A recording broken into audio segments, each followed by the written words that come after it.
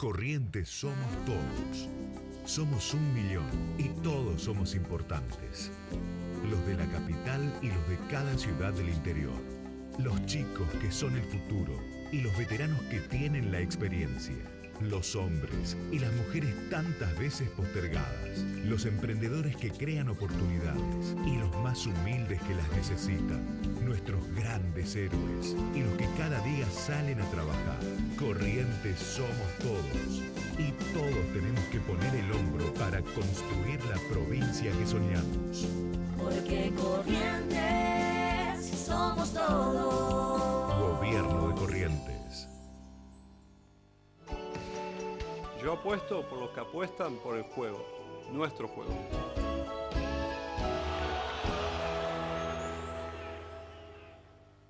A todo color pinturería. Te esperamos en José Gómez 562 entre San Martín y Alvear. Estamos entre las 8 y las 19 para brindarte los mejores precios y calidad de la ciudad. Asesoramientos personales. Comprando con ahora 12 y ahora 18, obtenés un 10% de descuento en todas tus compras y envío sin cargo. Búscanos en las redes sociales como A Todo Color Goya, en Instagram y Facebook.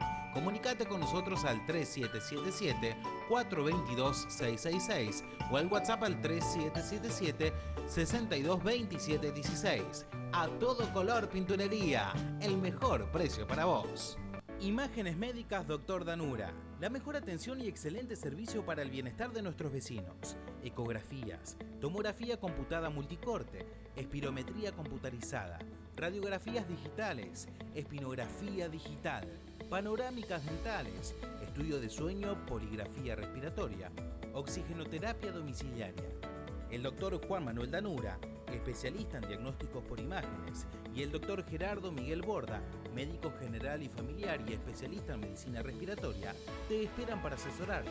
Si tuviste COVID y tenés el alta epidemiológica, no dejes de realizar tu control tomográfico y consultar con el neumonólogo en imágenes médicas Dr. Danura.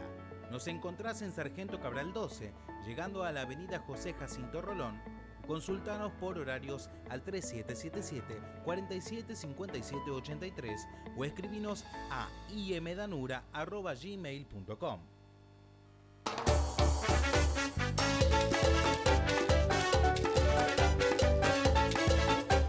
Siempre apoyando a Corrientes, a toda su gente, dispuesta a ayudar. Lotería Correntina. Siempre apoyando el futuro, que todos los sueños se hagan realidad.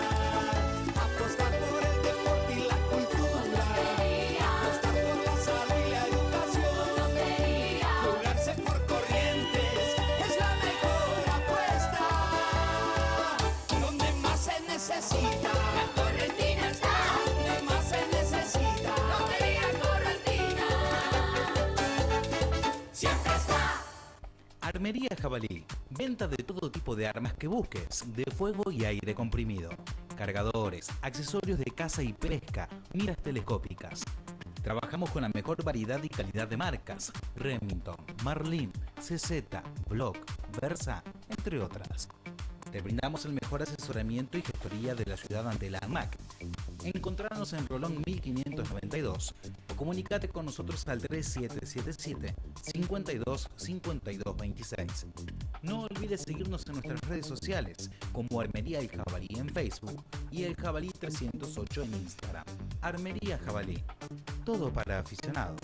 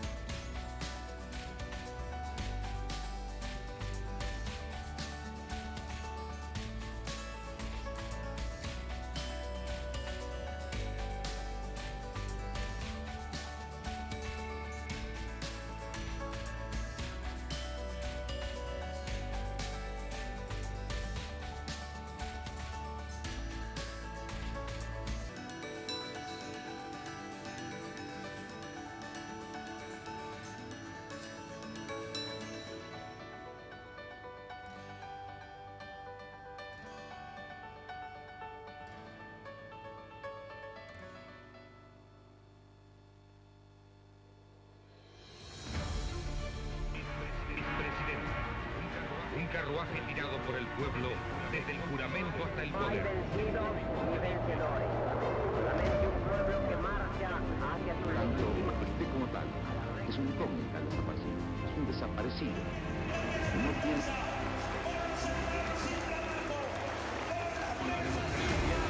No solo se vota, sino que también se come, se educa. Del clamor del pueblo y con el patriótico apoyo del ejército de la paz. País afuera. Quiero $1000 como prometieron. ¡No que devuelvan la guita! Los destinos de la patria puedan aparecer una plaza como esta. Y convicciones a las que no pienso dejar en la puerta de su país. Nunca más alentados en este país.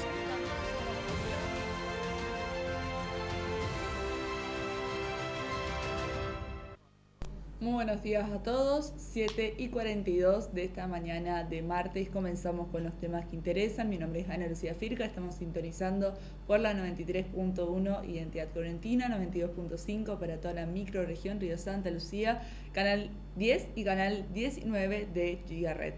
Decíamos ayer, tuvimos un pequeño cambio de horarios, así que nosotros comenzamos tempranito y después a partir de las 9:30, 10, comienza Paradigma hasta las 12 del mediodía como acostumbrábamos. Solamente que rotamos la programación. Como todos los días, vamos a comenzar con la situación epidemiológica y aclaramos lo mismo que aclarábamos el día de ayer. Todos los partes se actualizan, tanto del interior como de capital, en el parte provincial, a las 10 de la mañana. Pero tenemos el informe epidemiológico del Hospital Regional Goya, que se publica en horas de la tarde-noche. Entonces, nosotros vamos a compartir la última información que está publicada, todo del día de ayer, digamos. Vamos a comenzar con el informe epidemiológico del Hospital Regional Goya del día de ayer, ya que es el último, el más actualizado que teníamos. Ayer hacíamos la aclaración, 28 casos positivos nuevos, 44 altas epidemiológicas, 239 casos activos. Lo que decíamos es que ayer hicimos la aclaración de que Goya durante el fin de semana registró menos de 10 casos diarios. Un día registró 6 y el otro 9. Pero el viernes de la semana pasada habíamos registrado 37. ¿Qué pasó el fin de semana? Lo que nosotros siempre decimos. Durante el fin de semana la gente no está acostumbrada a ir a hisoparse. Entonces por eso descendieron tanto los casos. No es que ahora volvió a subir de vuelta, sino que estos números más o menos veníamos teniendo alrededor de 30 casos diarios y las altas epidemiológicas compensan esta balanza que nosotros siempre decimos. Entonces, si queremos hacer algún comentario al respecto, podemos decir que la situación epidemiológica se encuentra de la misma manera que veníamos la semana anterior. Con respecto a la provincia, también tenemos un parte que corresponde al día lunes, el día de ayer. 65 casos positivos nuevos, 2.325 hisopados. Ya con los hisopados nos damos cuenta que bajó la demanda, tanto en el interior como en capital. Solíamos tener más de 3.000. Ayer en el parte, lo que explica el domingo, si queremos explicarlo realmente, tuvimos 2.325. Son números bajos a comparación de lo que veníamos teniendo. De estos 2.325 hisopados, 65 dieron positivo. De los 65, 39 corresponden a Capital, 6 en Goya, 6 en Ituzaingó, 3 en Gobernador Martínez, al igual que en Santa Lucía. 2 casos positivos nuevos en Saladas, Concepción y Sauce. Y Cacatí y Virasoro confirman un positivo nuevo en las últimas 24 horas. En total tenemos 1.105 casos activos en toda la provincia de Corrientes, 1.597 correntinos fallecidos hasta el momento. Con respecto al hospital de campaña, el informe se encuentra en la parte inferior de este parte. Podemos confirmar 33 pacientes internados, de los cuales 17 están en clínica general, 16 en unidad de terapia intensiva, se dieron 4 altas médicas y 2,66% de los respiradores se encuentran ocupados hasta el momento. Con respecto a las muertes por COVID, a las derivaciones al hospital de campaña, ya hace semanas se está notando esta diferencia con el último brote que tuvimos. La diferencia es que por suerte, si empezamos a hablar sobre estadísticas, no es el mismo porcentaje de activos que tenemos de positivos diarios y derivados del hospital de campaña que la que teníamos en el brote anterior. Antes iban, no quiero decir parejo, porque es una mentira, pero eran muchas las derivaciones que había, tanto del interior como de capital al hospital de campaña, cada vez que los casos seguían subiendo. Y lamentablemente las muertes también las reportábamos diario.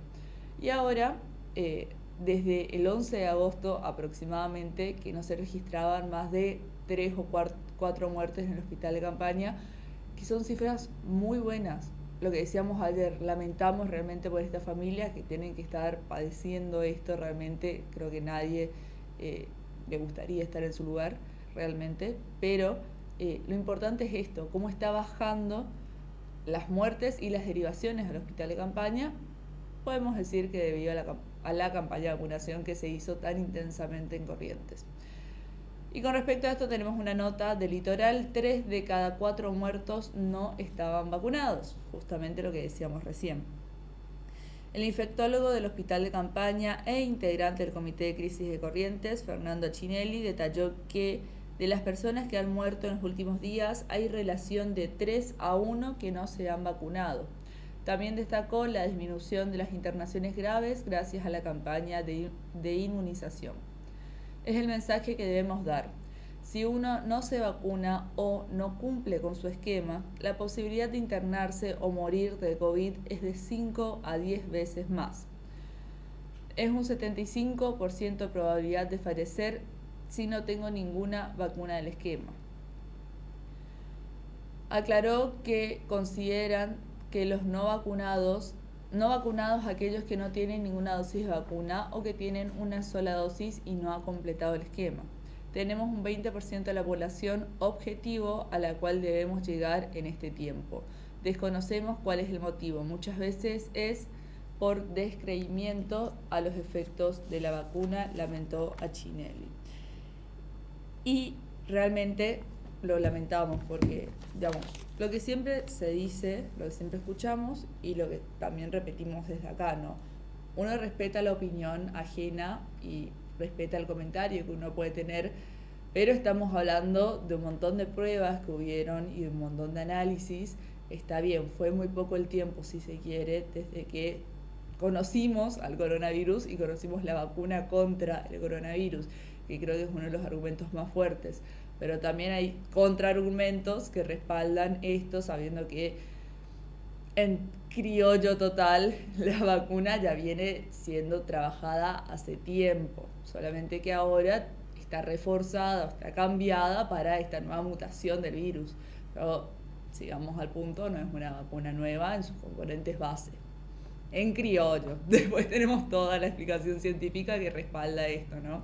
Que es uno de los argumentos más fuertes que tienen las personas que no desean vacunarse, que lo respetamos sin dudas, una decisión personal, pero lamentamos cuando tienen que ser derivados del hospital de campaña y lamentamos aún más cuando suman una persona más dentro de los fallecidos por COVID en la provincia. Pero bueno, veremos, el tiempo seguramente dará la razón a quien sea, pero hasta ahora es lo recomendable, es lo que nos dice la mayoría de los especialistas. Y de vuelta, las decisiones se respetan, pero los consejos son otros. Con respecto a las fiestas, estamos a nada de las fiestas, ya estamos con ánimos navideños por acá. Y comienzan más intensas las recomendaciones, tanto para las reuniones familiares como para cuando estamos hablando de las fiestas que sabemos que van a haber. En este caso aconsejan no pasar las fiestas, un tema bastante interesante, con personas no vacunadas. Vamos a ver de qué se trata. Cuidado. Ahora Elena, se vienen las fiestas, la verdad que no creímos que en estas fiestas íbamos a estar hablando nuevamente de esto, pero bueno, lamentablemente es lo que nos toca. Me gustaría que nos des las recomendaciones para estas fiestas. A ver, nos vamos a reunir con la familia, nos vamos a reunir con amigos, el que tiene, bueno, suerte de tener un espacio al aire libre seguramente lo utilizará. El tema meteorológico todavía está en duda, nos lo decía hoy Mauricio Saldívar, pero ¿qué tenemos que hacer? Digo, suponiendo que estamos hablando de una familia que se vacunó y que ya estamos todos con 2 dosis, en este caso. Todos con 2 dosis, pero ¿hace cuánto tiempo? Primera pregunta que te hago. Bien. ¿Sí? ¿Hubo un refuerzo? ¿Sí? ¿Pasaron más de 5 meses de tu última dosis? Tienen que estar todos con el refuerzo aplicado. ¿Sí? Obviamente, en primer lugar, los de más riesgo, los más grandes, los obesos, los hipertensos y demás. Supongamos que están todos vacunados con el refuerzo preferentemente. Bueno, intentar, como hablábamos el año pasado, es terrible tener que pensar que hace un año teníamos que hacer esto y ahora tenemos que volver a hacerlo, pero es así. Intentar mantener la distancia física, no estar todos amuchados uno encima del otro hablando sin barbijo. ¿Podemos hablar con barbijo y sacárnoslo para comer?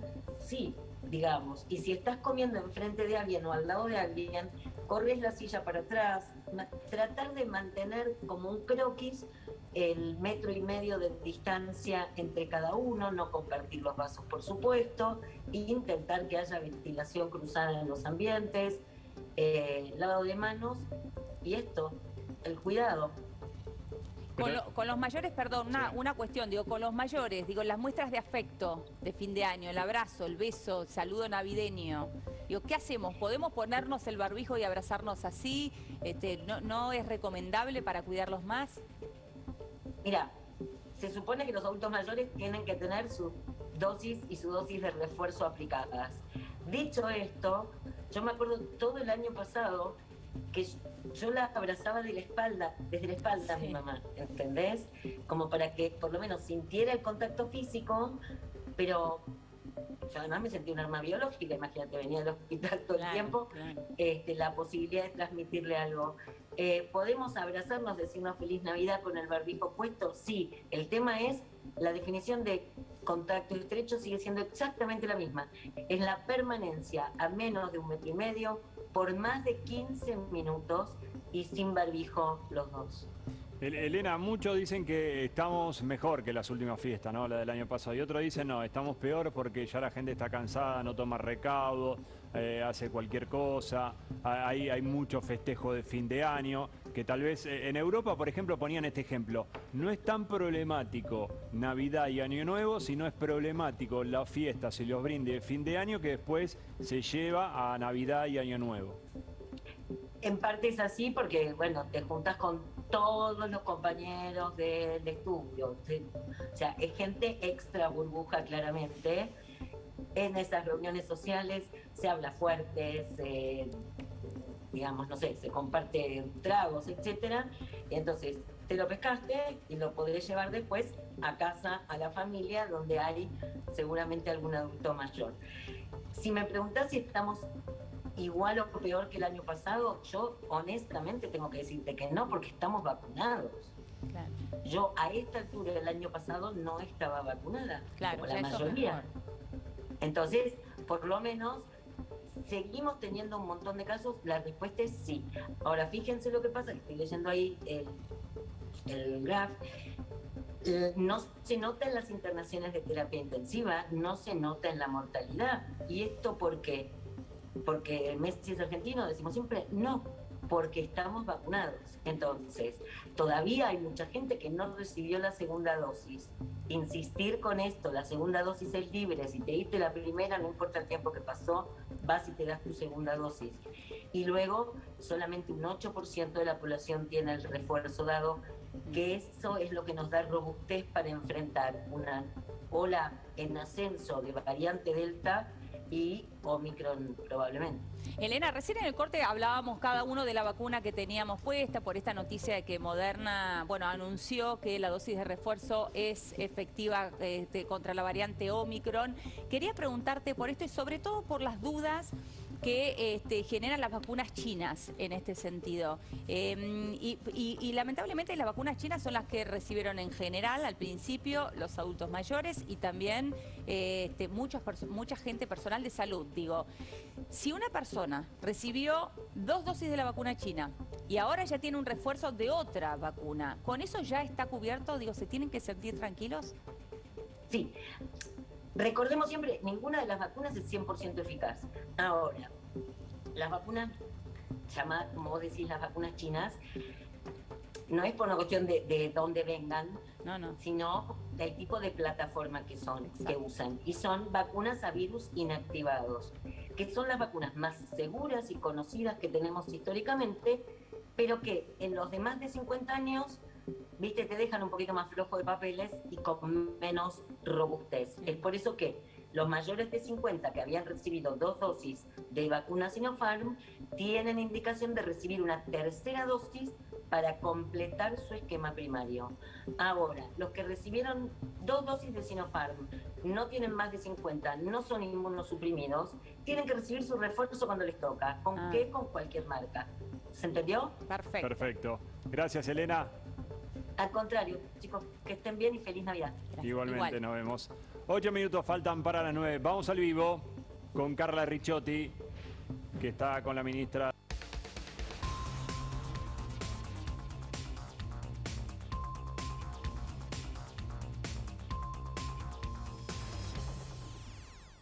Muy bien, y para hablar un poco de lo que está pasando en nuestro país, los viajes y las recepciones foco de contagio de COVID en la población joven. Nuestro país, nuestra provincia. En Capital descartaron aplicar restricciones en esta temporada turística. La directora general de Epidemiología de Corrientes, Angelina Bobadilla, advirtió que en la capital se registra un ascenso de la curva de contagios de COVID-19 relacionado con el movimiento social, pero en conglomerados y en la población joven. La situación es similar en las ciudades más grandes de Corrientes, con una investigación epidemiológica que apunta a las fiestas y a los viajes de egresados. Estos contagios son producto de viajes de egresados, despedidas del año, fiestas y visitas a otras localidades con clúster o agrupados activos. Remarcó la funcionaria y detalló que se sigue con la búsqueda activa de casos, con las acciones de control y a su vez con la campaña de vacunación.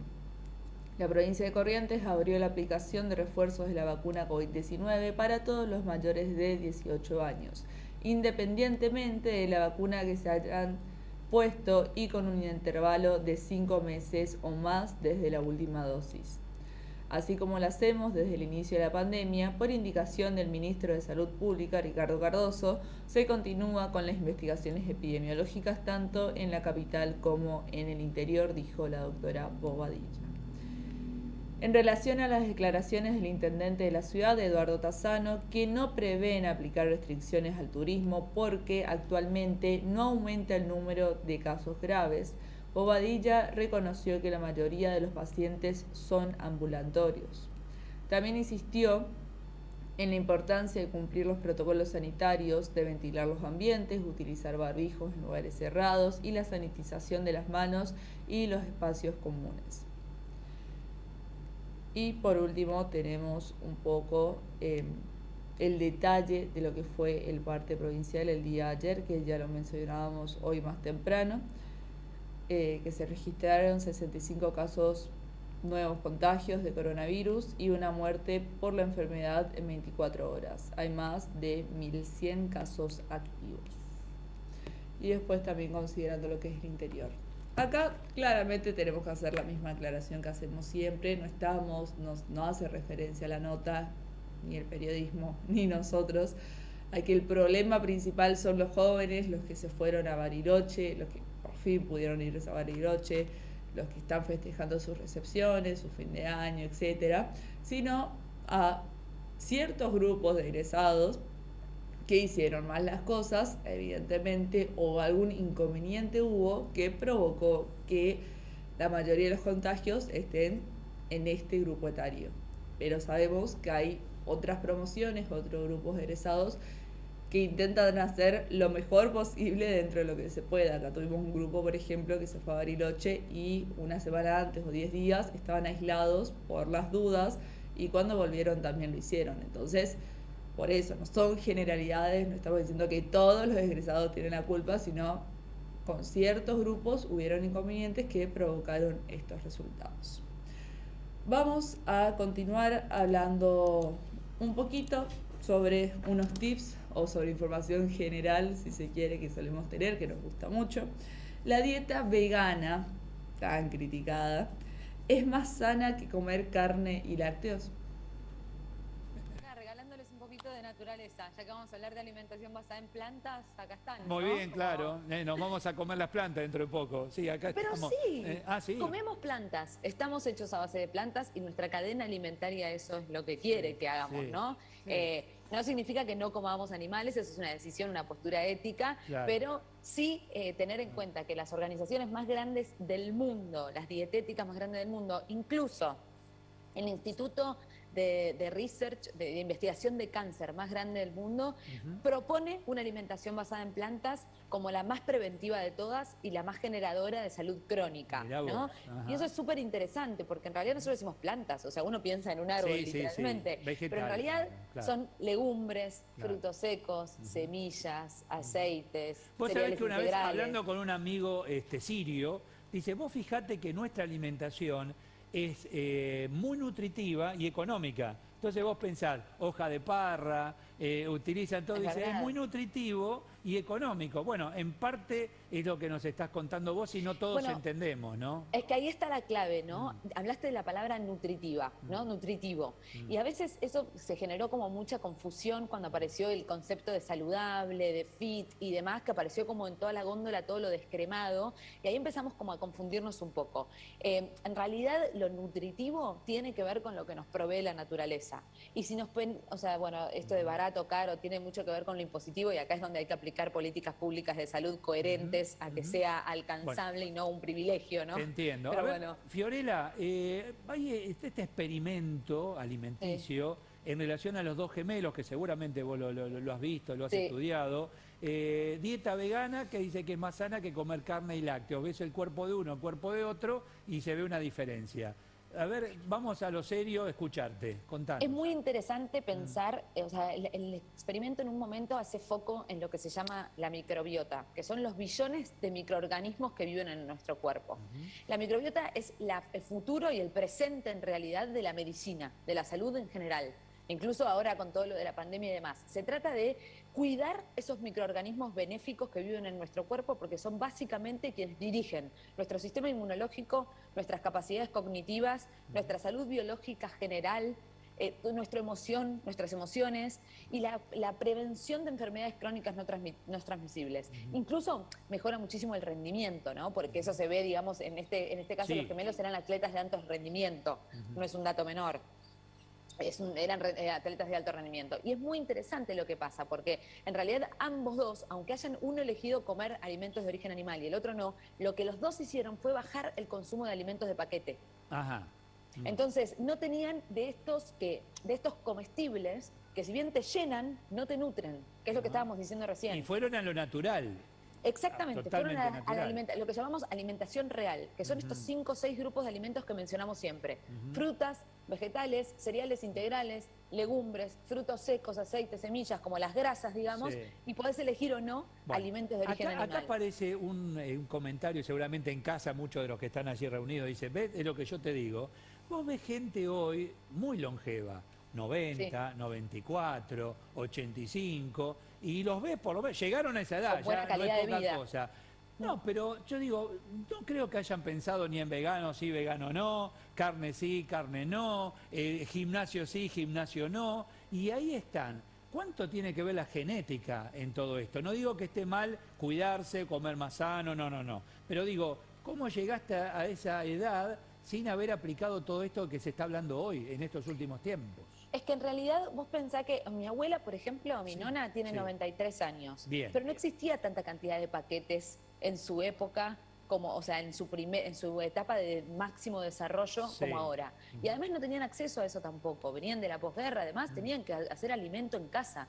De hecho, mi abuela cocina y cocinaba para un batallón y hacía alimentos reales, amasaba ella, o sea, todo casero, todo Bueno, en casa. pero vos fijate, la nona amasaba ella, mucho huevo, la Exactamente. mayonesa casera, hoy dicen que no, mayonesa casera no, seguramente mucha elaboración de comida bien italiana, pesada, Exacto. primer plato, segundo, tercero, pero- los fideos con estofado, que dicen que no hay que mezclar Basta, la Eduardo, pasta tengo con hambre. cosas, No, bueno, más nada. todo lo que hace la No. nona, lo que hoy no se puede. Mirá Pero la pará, nona cómo está. ¿cuántos- Las No es harinas. real, es que hay A un ver. mal concepto ahí en A realidad. ver, Sí, a ver. todo eso que hacía la nona, está bien hacerlo. Después hay elecciones y posturas éticas y filosóficas como elegir comer animales o no, que no está directamente vinculado con lo nutricional, y ahí a mí me corresponde divulgar ciencia, que es lo que dice el Instituto más grande de cánceres. No te conviene comer carne si estás queriendo prevenir este tipo de enfermedades. Bien. Es como, esto es lo que dice la entidad más grande. Pero en realidad lo importante es volver a conectarse con lo casero. A nosotros bien. nos pasó que nos dieron, las generaciones nuevas, digamos, trabajamos los dos en casa, trabajamos varias personas en casa y, Y no nadie tiene elaborás tanto tanto, tiempo claro, para claro, cocinar. Entonces claro. la comodidad hizo ese canje, ese trueque, pero nos está quitando años de vida. O bueno, lo que está pasando en realidad es que estuvimos en jaque por una pandemia, porque teníamos todos el sistema inmunológico, Sí, digamos, sí, sí. distraído, ¿no? Entonces, es Sí, importante esto, conectarse con los alimentos reales y cocinar un poco más en casa. Aprovechen la Navidad para llevar cosas caseras, vamos. Muy bien. Que cada uno Anímense. lleve, vos te encargás de los Cada huevos uno rellenos, el otro cocina. tomate relleno, Pero mira, etcétera. ¿sabés qué? Sí. Yo me hice antes, Ah. cuando empecé más en la alimentación basada en plantas, yo me animaba a llevar a las reuniones familiares cosas hechas por mí, no sé, una pavada, que te digo, Sí. albóndigas de lentejas, ponele, Ok, ¿no? sí. Y todo el mundo como, ay, la rara esta, no sé qué. Y después no quedaba nada. Yo decía, pero chicos, ustedes tenían su comida, yo no tengo nada, se Claro, lo comieron había todo. hambre ahí, claro, y sí, ante ¿Viste? nada como la gente albóndiga de picotea. lenteja, ¿qué va a ser? No, que en una familia italiana no va a haber nada. No, sí, claro. Gracias, muchas gracias, Fiorella, buen domingo. Gracias a ustedes. Gracias.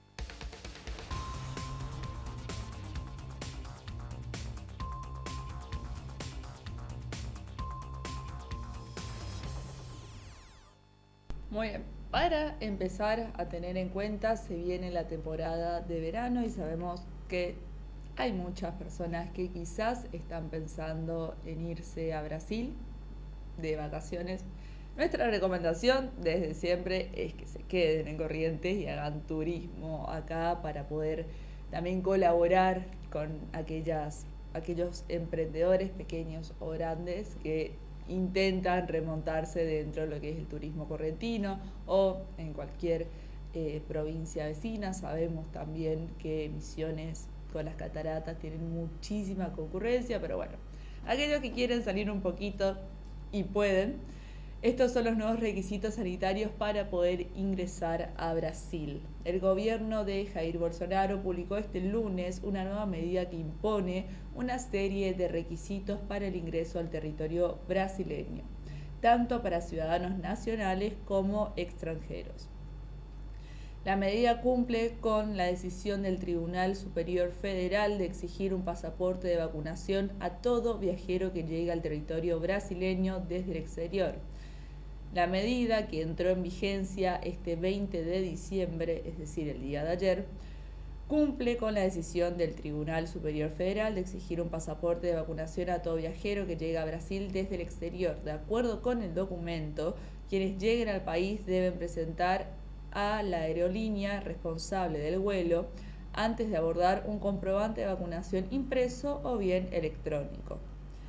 Las dosis deben ser de las vacunas aprobadas por la Organización Mundial de la Salud, la Agencia Nacional de Vigilancia Sanitaria de Brasil o por autoridades del país donde se vacunó el viajero, cuya aplicación de la última dosis o dosis única se haya producido al menos 14 días antes de la fecha de envío, de acuerdo con lo publicado en la medida. Tenemos los requisitos para entrar por vía aérea, que son varios, pero vamos a concentrarnos en quienes no deberán presentar certificado de vacunación y además los requisitos para entrar por vía terrestre. Dentro de la medida existen algunas excepciones por parte del Estado brasileño, para algunos pasajeros en específico que quedarán exentos de presentar el certificado de inmunización. Entre ellos destacan a las personas que tengan alguna condición de salud que contraindique la vacunación siempre que esté certificado por un informe médico. También quedan dispensados quienes no tengan la edad necesaria para ser vacunados, de acuerdo con los criterios definidos por el Ministerio de Salud de Brasil. Además, el certificado no será obligatorio quienes ingresen por cuestiones humanitarias o provengan de países con baja cobertura de vacunación, publicado por el Ministerio de Salud brasileño y publicado en el sitio web del Ministerio. Por último, quedan fuera de la obligatoriedad de la medida los ciudadanos brasileños y extranjeros residentes en territorio de Brasil que no estén completamente vacunados. Es importante resaltar que los viajeros exentos de presentar el certificado de vacunación al ingresar a territorio brasileño deberán someterse a cuarentena durante 14 días en la ciudad de destino final y en la dirección registrada en la Declaración de Salud del Viajero. Dicha cuarentena podrá ser interrumpida, si el pasajero presenta un resultado negativo de una prueba PCR o un test de antígeno realizado a partir del 5º día después del inicio de la cuarentena, siempre y cuando el viajero no presente ningún tipo de síntoma relacionado con coronavirus. Y ahora los requisitos para el ingreso por vía terrestre. Se exigirán las mismas medidas que por vía aérea, es decir, el certificado de vacunación impreso o en forma digital con las dosis o dosis única de las vacunas aprobadas por la Agencia Nacional de Vigilancia Sanitaria de Brasil. El certificado de vacunación deberá presentarse a los responsables de los servicios internacionales de transporte de viajeros por carretera y ferrocarril. La medida presenta las mismas excepciones de presentar el certificado de vacunación para las personas indicadas de los requisitos para quienes ingresan por vía aérea. Prácticamente es lo mismo. Y después también tenemos la aclaración por vía acuática. Pero bueno, la responsabilidad de este compromiso, si queremos más pronunciado sobre el tema de la campaña de vacunación, ¿no? Que no podemos entrar, por ejemplo, a Brasil si no contamos con las dosis suficientes, las dosis que necesitábamos realmente. La nota originalmente es de Radio 2. Y hay una parte que me hizo recordar mucho al doctor Raúl Martínez, director del hospital, que dice que el mínimo de los días son 14. Y él, lo que, si no me equivoco, fueron los últimos informes, reportes que se pudo publicar, que había gente que se acercaba, y lo peor de todo es que él decía que era gente que uno por ahí consideraba, no sé si decirlo competente, pero que tenía un nivel de razonamiento importante, profesionales, y se acercaban a pedir por favor que los vacunen porque tenían que viajar y necesitaban ese margen de un tiempo antes de realizar realmente el viaje. Entonces, hay requisitos que por ahí están muy bien porque evidentemente tienen que ver con un estudio sanitario, un estudio epidemiológico que hay para comprobar que estos 14 días son necesarios desde la aplicación de la dosis, pero uno no puede ir a la entidad sanitaria a pedir que lo vacunen porque está por viajar, digamos. Hay cosas que no, pero bueno, así todos siguen habiendo personas que por ahí tienen estas, si se quiere, ocurrencias que claramente no se los permiten desde el hospital. Vamos a continuar hablando un poquito sobre todo un poco, como siempre decimos. ¿Por qué faltan botellas de vidrio en la industria? Vamos a ver qué está pasando. Tomate triturado que se vende en las góndolas del supermercado. ¿Por qué pasa esto? ¿Qué pasó con las fábricas de botellas de vidrio? Bueno, vamos a hablarlo con Sergio Villanueva, él es gerente de la Unión Vitivinícola Argentina y del Fondo Vitivinícola de Mendoza. Y hay mucha preocupación, por supuesto, en el sector por esto. Sergio, ¿cómo estás? Buen día. ¿Qué tal? Buen día, ¿cómo están ustedes? Bien, muy bien, gracias, Sergio. Bueno, a ver, en primer lugar, si podés contarnos por qué faltan botellas de vidrio en la industria. Mira, esto responde a un problema mundial, digamos, ¿no? Que en Argentina estresó la situación. Y bueno, después Argentina tuvo, como tiene dos grandes jugadores, uno de ellos tuvo un problema, se le incendió uno de los grandes hornos que tiene, y esta situación de estrés se convirtió en un problema de faltante. En el mundo está pasando lo mismo porque la pandemia hizo que bajara la productividad por los turnos, por los temas de protocolos de las vidrieras del mundo, y por el otro lado hubo un aumento de la demanda de vidrio en el mundo, quizás porque la gente consideraba que era un envase más sano, digamos, o que tenía alguna característica que lo hacía más demandante. Por el otro lado también había un problema con un envase que es alternativo, sobre todo en cervezas, que es la lata. El problema de aluminio, de provisión de aluminio en Estados Unidos también estuvo, con lo cual muchas empresas que utilizaban lata volvieron nuevamente al vidrio. O sea que, Sergio, perdón, quiero hacerte un punto ahí, porque son varios los motivos los que estás contando. Digo, por un lado, una mayor demanda mundial después de que se reabre la economía de todos los países del mundo por obvias razones, y en este caso hablamos de la pandemia, ¿no? Por otro lado, esto interesante que contás, de gente que, bebidas que se dejaron de volcar a la lata y pasaron al vidrio nuevamente, es decir, más demanda, pero en términos locales, una de las principales fábricas se incendió. Claro, ustedes saben que el tema del vidrio tiene inversiones muy, muy grandes en esos hornos que no pueden parar, que son continuos, que tienen una complejidad importante. Uno de ellos se incendió. Es una empresa que abastece mucho al segmento de exportación. En realidad la más grande es la otra, que es Catorini, la se llama Veralia, que es una multinacional. Catorini es una empresa nacional, es una empresa muy importante. Al incendiarse un horno y está esta situación, uno recurre inmediatamente a la necesidad de importar. Pero ustedes saben que el comercio mundial, la logística, el tema del transporte, el tema de los containers, además Argentina con algunas restricciones tuvo las importaciones, tampoco están en ese circuito, claro. Está restringida, hizo que los costos y la posibilidad de traer botellas de China, por ejemplo, fuera a un costo imposible. Con lo cual, nada, creo que una de las empresas, que es Catorini, justo estaba por abrir otro horno en San Juan y lo pudo abrir, después tuvo un inconveniente en un horno que tiene en Avellaneda. Así que ha estado bueno, cuando vos estás muy justo con los temas, cualquier inconveniente te produce una escasez. Así claro, claro. El gobierno de la provincia de Mendoza importó botellas también. Sí, sí, vos. Vale la pena remarcar que el horno que se prendió fuego está en Mendoza, en Guaymallén, muy cerca de donde están justamente todos los viñedos y todas las vinificadoras que usan el insumo. Entonces era estratégico en términos de reducción de costos por el flete. Claro. No hay que mandar la botella vacía desde, por ejemplo, el conurbano bonaerense en Avellaneda hasta Mendoza, ahí llenarla con el vino y que después vuelva a su principal mercado de consumo, claro. Que es Buenos Aires, Córdoba, Rosario. Claro. Exactamente, sí.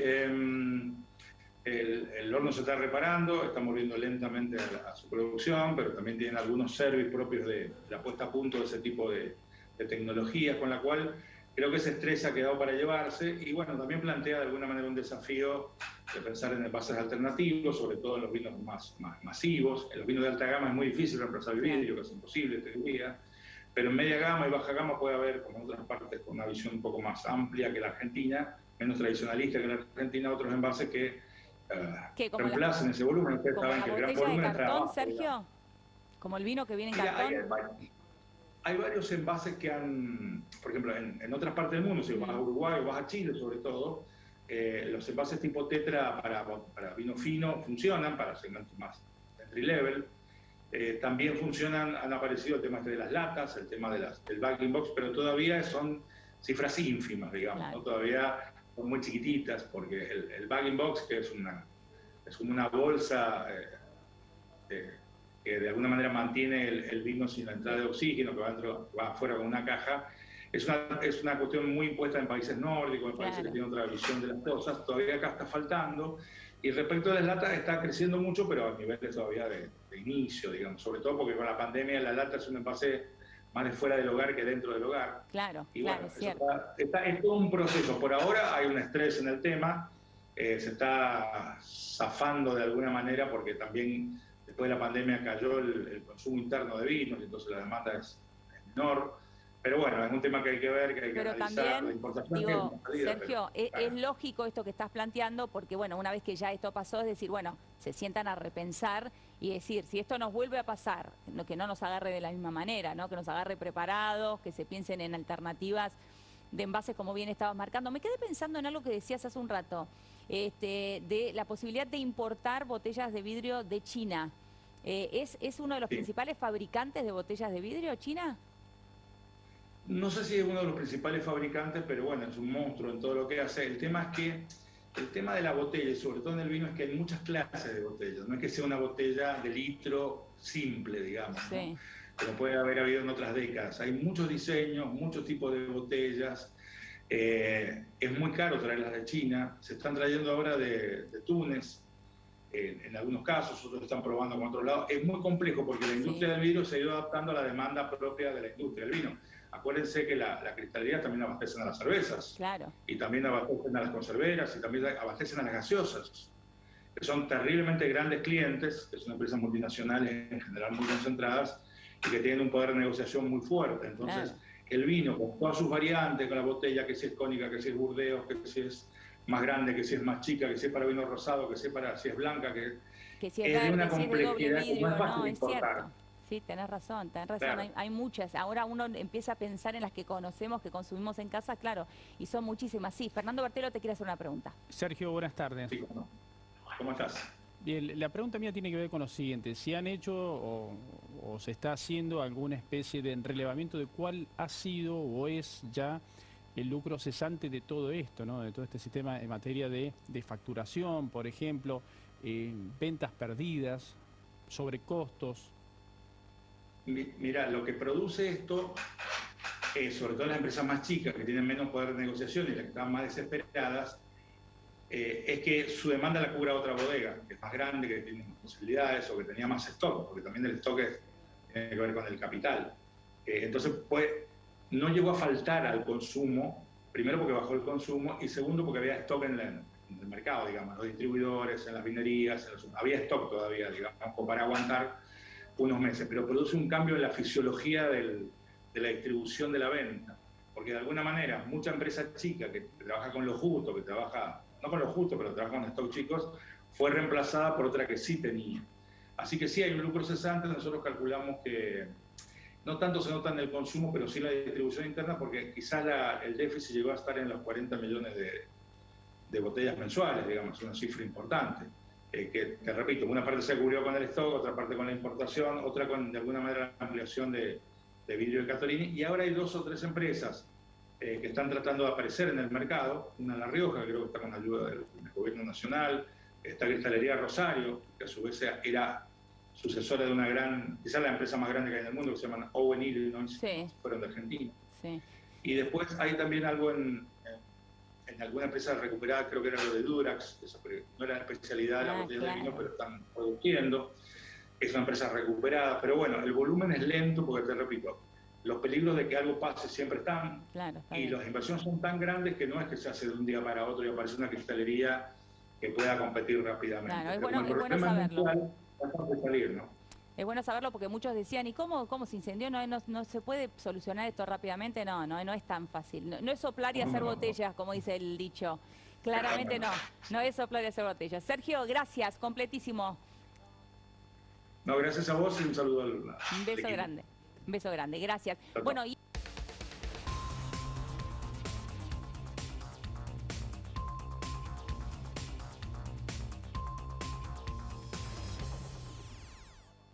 Muy bien, 8:24 esta mañana de martes, continuamos en los temas que interesan. En este momento estamos en comunicación con Vanessa Morales, que está al frente de la Dirección de Prevención de Adicciones de nuestra municipalidad. Buenos días, Vanessa, muchas gracias por la comunicación. Buenos días, Ana, para vos y para toda la audiencia. Muchas gracias por recibirme nuevamente. Es un gusto. En esta oportunidad estamos en comunicación con Vanessa justamente para hablar de una actividad que poquito tiempo se va a realizar, realmente no recuerdo la fecha, pero bueno, vamos a dejarle el micrófono abierto a ella para que nos explique. No es la primera vez que estamos en comunicación con Vanessa, por suerte podemos seguir casi con ellos prácticamente las actividades que hacen desde la dirección. Imaginar, recalcar la importancia que tiene poder realizarlas, ¿no? Sí, bueno, justamente por las fechas en las que nos encontramos, donde tenemos muchos cierres de ciclos, fiestas, colaciones, recepciones, despedida de año, claramente Navidad, Año Nuevo, otras celebraciones, nos pareció importante hablar sobre el consumo, sobre todo de alcohol, durante todo este tipo de celebraciones, que está culturalmente, digamos, está entrelazada la celebración con el consumo de alcohol, y lo vemos como normal y socialmente aceptado, y nosotros eso lo entendemos, y queríamos brindar alguna perspectiva de cuidado desde la municipalidad. Así que desde nuestro programa de radio, que se llama Escuchá, Prevení, Acompañá, desde Radio Ciudad 88.3, todos los miércoles de 9:30 a 10, generalmente estamos hablando sobre algún tema de prevención o de salud mental. Y en este caso, este miércoles 22 y el miércoles que viene es 29, vamos a estar hablando sobre estas temáticas. Este miércoles 22 justamente va a acompañarnos el licenciado Pablo Churarín. El miércoles pasado nos acompañó la licenciada Karina Ramírez, directora del DTC Goya, el ex DIAT. Y la idea básicamente es poder ir hablando un poco de la parte cultural de nuestros consumos y de si podemos realmente cuestionarnos nuestros consumos, si son consumos voluntarios, si son consumos responsables y cuidados, o si es como algo más que hacemos en piloto automático, que no lo tenemos en cuenta. También pensar por qué la celebración se asocia con el consumo de alcohol y muchas veces con el estado de llegar al estado de ebriedad. Y más que nada el objetivo de esto es poder socializar y que la gente pueda conocer los cuidados a tener en cuenta al momento de consumir alcohol, si deciden hacerlo. Y segundo, también despejar un poco los mitos que existen alrededor del consumo de alcohol y al momento, digamos, del estado de ebriedad, qué es lo que hay que hacer, qué es lo que no hay que hacer, al momento de un exceso de consumo, de una intoxicación alcohólica, cuáles son las formas que tenemos para ayudar si nosotros estamos acompañando a alguien, para no terminar haciendo algo que podría terminar agravando un cuadro. Claro, que además tampoco es la primera vez que hablan de este tema. Recuerdo por la forma, además de explicarlo, que ya en otra oportunidad tuvieron la posibilidad de poder hacerlo y más que nada, recuerdo que hablábamos sobre esto, ¿no? De que uno por ahí, ahora más en las fiestas, por ahí el brindis, bueno, es muy cultural, muy quizás de la foto y demás, pero también en gente grande se nota esto, ¿no? De, bueno, si no tomo, o hablamos de los asados, por ejemplo, si uno se va a un asado y lleva una gaseosa en vez de alguna bebida alcohólica, ya empiezan las cargadas y como que se forma un ambiente pesado. Entonces me imagino que no debe ser fácil encarar una campaña como esta. Sí, ciertamente, es como vos decís y por ahí nos ponemos a pensar, digamos, si los adultos hacen esto, imagínate lo que es para los chicos, que también están formando su personalidad, digamos, y que quizás todavía no están acostumbrados a lidiar con la presión de grupo, pero también, como vos decías, esto de que en los ambientes adultos se dé, también nos da un parámetro, digamos, de cuál es el ejemplo que están viendo los chicos, y por ahí este doble mensaje que a veces damos de consumir está mal, no tomes alcohol hasta que llegues a los 18. Claro. Ahí sí ha estado todo bien y consumir todo lo que quieras y hablamos poco en general como sociedad, primero del consumo elegido, digamos, de elegir consumir o elegir no consumir, y del consumo cuidado, es decir, si yo elijo consumir alcohol,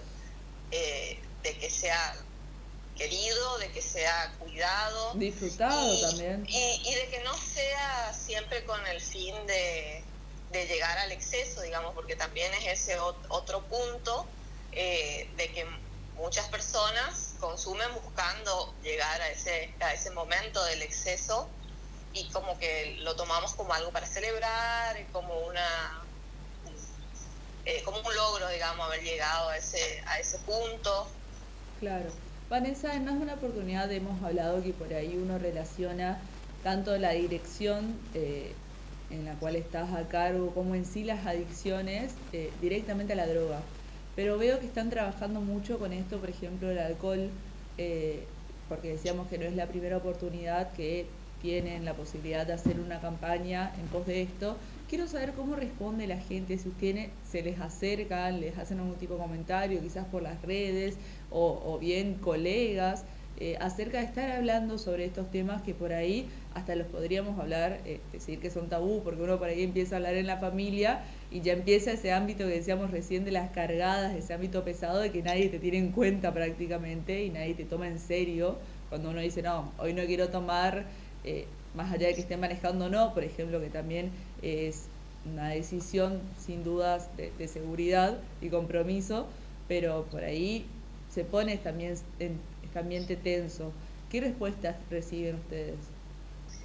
Bueno, más que nada, en el ambiente de la gente que trabaja en esto, siempre hubo, y eso me gustaría destacar, digamos, siempre hubo intenciones y acciones, o por lo menos la idea de poder trabajar con el alcohol, porque cualquiera que trabaje en el ámbito de los consumos problemáticos sabe que el alcohol es uno de los consumos más prevalentes en cantidad y también en nocividad, porque también como que nos hemos acostumbrado a los efectos nocivos del alcohol, algunas patologías y comorbilidades del consumo problemático de alcohol, como que ya nos hemos acostumbrado, digamos, patología de hígados, de riñones, ese tipo de cosas y muchas otras comorbilidades en las que afecta el consumo de alcohol,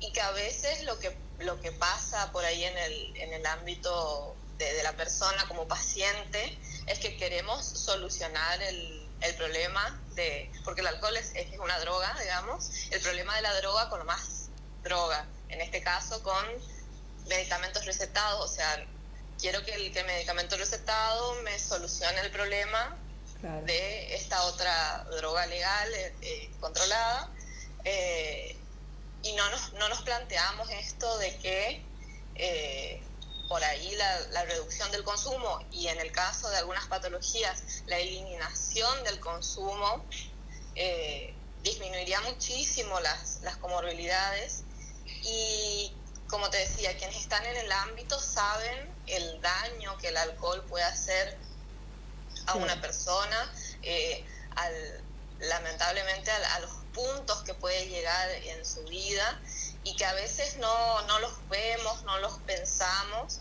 de tan naturalizado que está este consumo. Por ahí creemos que la gente, porque la gente tiene esta imagen, digamos, de la persona adicta como una persona que está tirada en la calle, quizás una persona sin hogar, sin recursos, y automáticamente se imagina que quizás esa persona consume alguna droga ilegal. Y sin embargo, muchas de las personas que quizás se encuentren en ese estado, lo más probable es que sean consumidores de alcohol.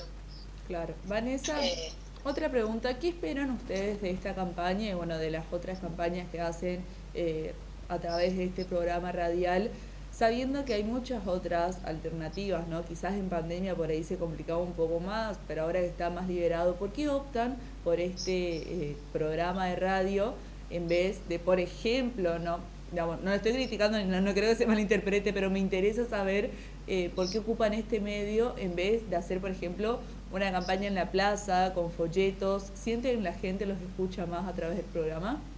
Sí, creo que la radio es un medio de comunicación, o por lo menos así lo entiendo, es un medio de comunicación como más de compañía. Vos podés estar haciendo otra cosa y escuchando la radio, estás trabajando, estás escuchando la radio, y en cualquier tipo de trabajo, puedes estar en una oficina escuchando la radio, puedes estar trabajando en el campo escuchando la radio, y para mí son, primero en base a la repetición, es esto de que se entienda, de que se hable el tema. Sí.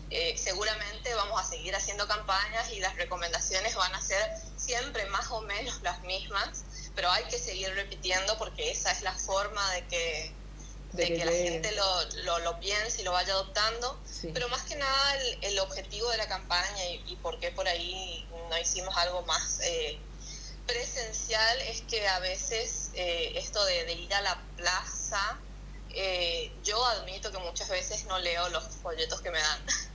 Claro. O los leo y después los tiro. Sí. O sea, los leo una vez como para ver de qué se trata y después los tiro. Claro.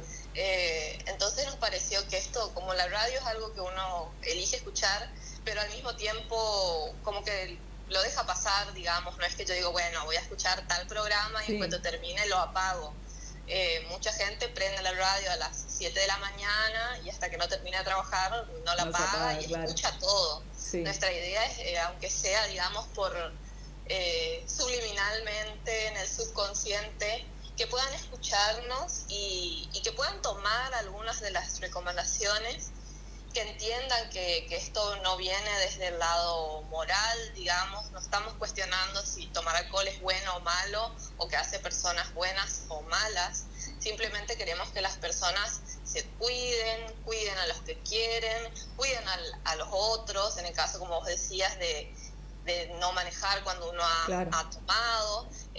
Justamente vamos a compartir también un audio y unos videos en estos días donde la idea es pasarla mejor, porque nosotros siempre queremos pasarla bien, pero la idea es poder pasarla mejor, que nuestras celebraciones no terminen con una visita a la sala de emergencias, que no terminen en un accidente, que no terminen en cosas mucho peores, digamos. Claro. Bueno, Vanessa, muchísimos éxitos para mañana y para el próximo miércoles. Esperemos también poder acompañarlos en este programa y bueno, esperemos que también llegue al público que necesita, ¿no? Dale, muchísimas gracias, Ana, por tu buena predisposición de siempre. Un saludo. Gracias. Estábamos en comunicación con Vanessa Morales, que es directora, está a cargo de la Dirección de Prevención de Adicciones y nos comentaba sobre estos programas que quizás mañana lo recordemos de vuelta, porque es muy importante, más allá de que sea otra radio, por ahí estamos dando publicidad, pero es importante poder hablar de estos temas. Imagina esto, hablarlos, que salgan de esa burbuja de incomodidad o quizás de ese ambiente pesado, como decíamos con Vanessa, y poder tratar un poco los temas y, quien nos dice, poder encontrarles una solución también. 8:38 esta mañana de martes, vamos a una pequeña pausa publicitaria y ya volvemos.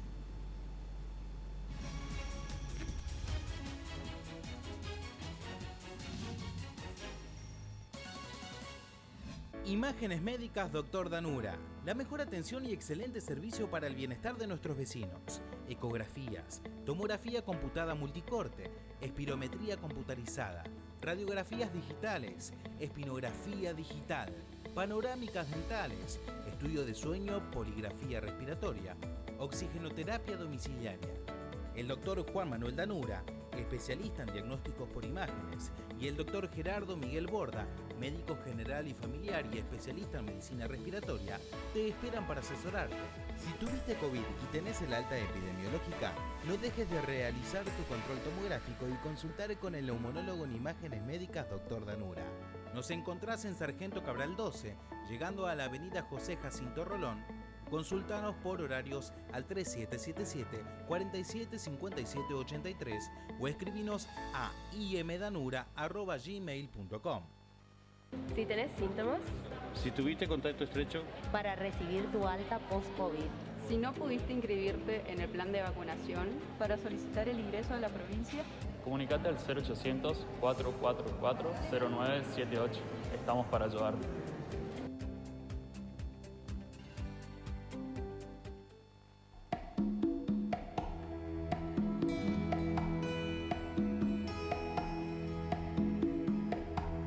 Amigo pescador, gracias al esfuerzo de todos, en Goya hoy podemos disfrutar la apasionante pesca deportiva. Te pedimos que lo hagas respetando las medidas sanitarias y por sobre todo el río, los peces y la naturaleza, porque la pesca con devolución es pesca para siempre. Dirección de Turismo, Municipalidad de Goya. Goya te quiere conocer.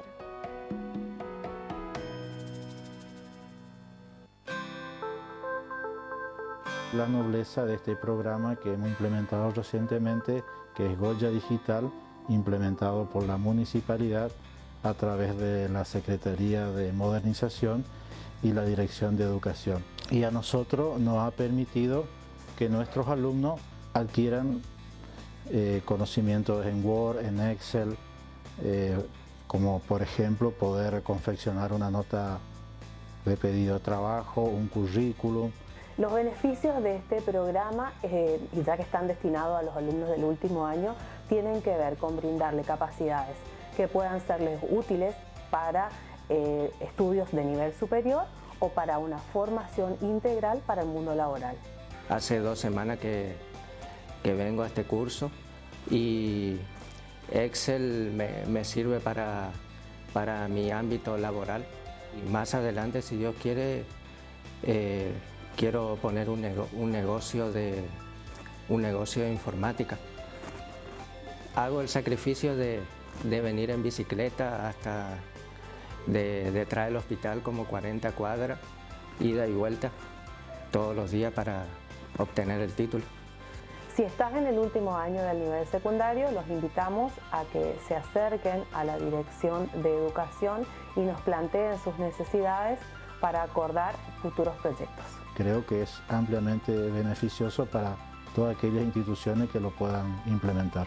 A los chicos que les gusta la computación los invito a que se acerquen y vengan acá para formarse, aprender, porque la computación, la informática es el futuro.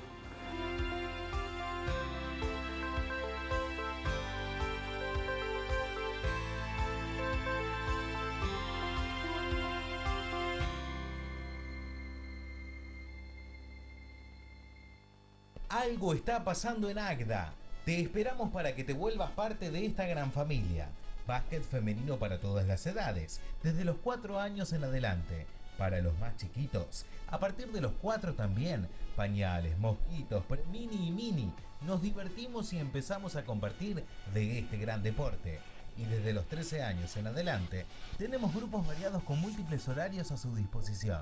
Contamos con profes de educación física especializados en básquet, lo mejor para nuestros chicos. Cuotas accesibles para que todos podamos vivir de este gran cambio. Nos encontrás en Alvear 616 y para consultar, comunicarse al 3777-522135. Algo está pasando en Agda. No te quedes afuera. Armería Jabalí, venta de todo tipo de armas que busques, de fuego y aire comprimido, cargadores, accesorios de caza y pesca, miras telescópicas. Trabajamos con la mejor variedad y calidad de marcas, Remington, Marlin, CZ, Block, Versa, entre otras. Te brindamos el mejor asesoramiento y gestoría de la ciudad ante la ANMAC. Encontrarnos en Rolón 1592 o comunícate con nosotros al 3777-525226. No olvides seguirnos en nuestras redes sociales como Armería El Jabalí en Facebook y El Jabalí 308 en Instagram. Armería Jabalí, todo para aficionados. A todo color pinturería. Te esperamos en José Gómez 562 entre San Martín y Alvear. Estamos entre las 8 y las 19 para brindarte los mejores precios y calidad de la ciudad. Asesoramientos personales. Comprando con ahora 12 y ahora 18, obtenés un 10% de descuento en todas tus compras y envío sin cargo. Búscanos en las redes sociales como A Todo Color Goya, en Instagram y Facebook. Comunicate con nosotros al 3777-422-666 o al WhatsApp al 3777-622716. A Todo Color Pinturería, el mejor precio para vos.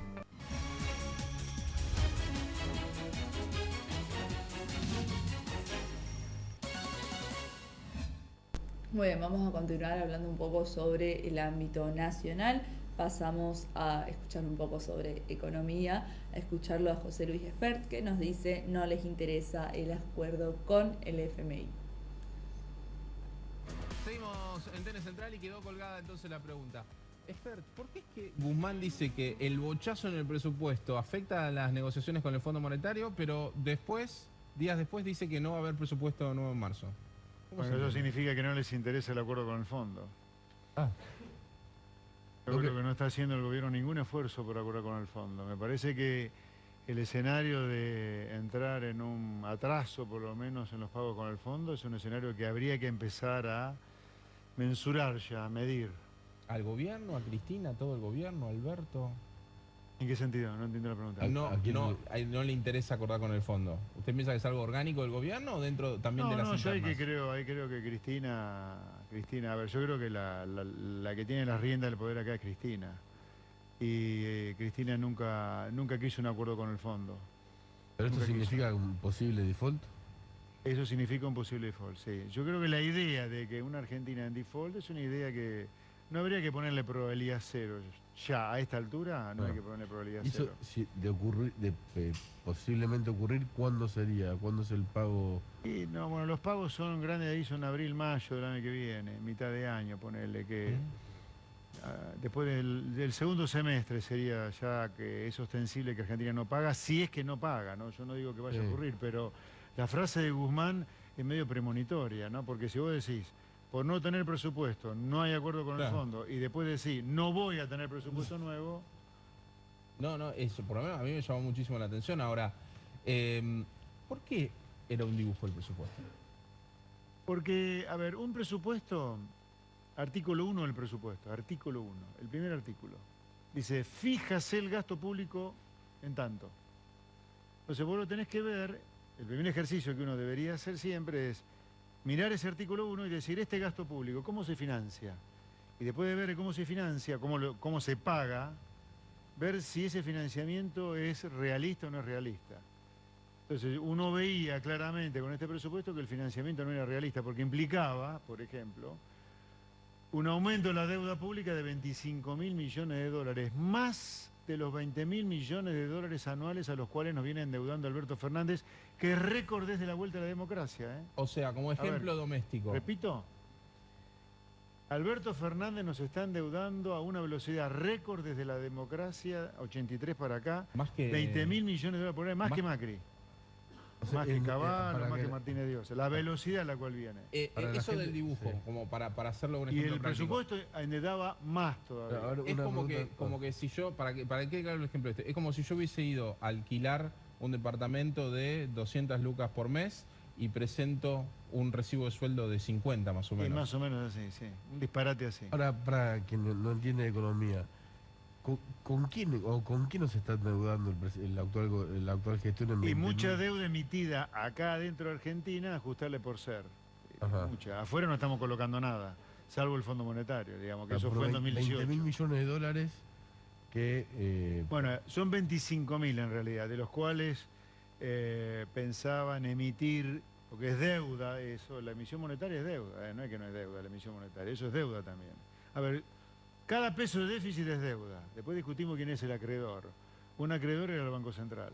En realidad somos nosotros, ¿no? Los que tenemos pesos en el bolsillo o en el banco.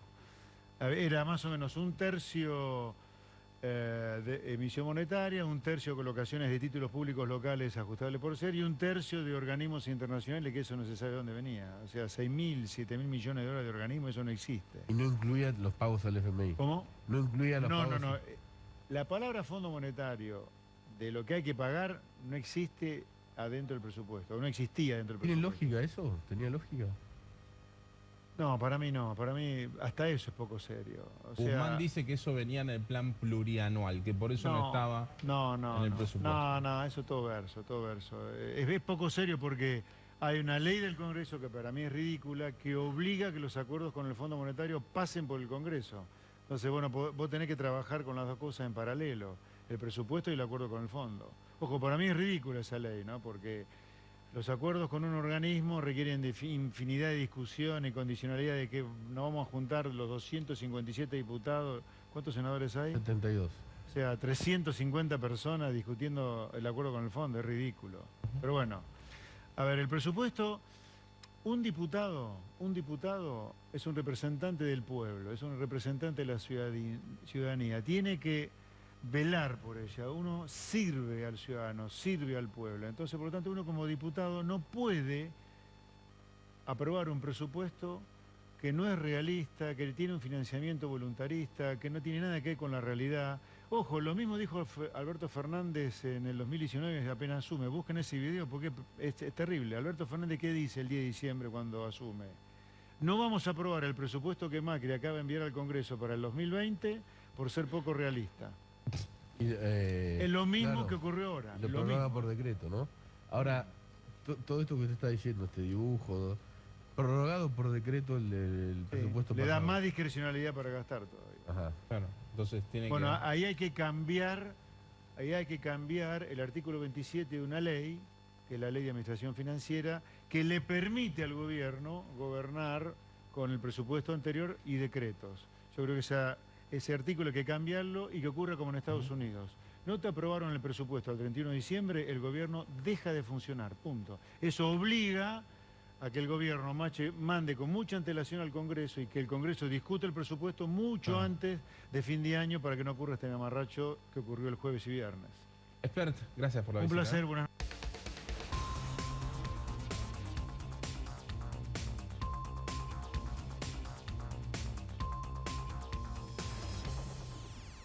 Muy bien, volvemos a nuestra provincia, un tema que sin dudas más de uno estaba esperando esta noticia y de a poco vamos conociendo más de lo que se viene, los preparativos, la logística. Estamos hablando de la fiesta del chamamé, donde exigirán libreta de vacunación para el ingreso al anfiteatro. Un poco de lo mismo que venimos hablando desde el comienzo del programa, esta importancia de la campaña de vacunación y de ir a vacunarse más que nada. A menos de un mes para el inicio de la edición número 31 de la Fiesta Nacional del Chamamé, que se va a hacer del 14 al 23 de enero, desde la organización definieron el esquema de protocolo sanitario y de seguridad para el ingreso. Una nueva reunión se realizó ayer en el Teatro Vera con el Comité de Crisis, en el que se definió la obligación de contar con la libreta de vacunación para acceder al anfiteatro Cocomarola.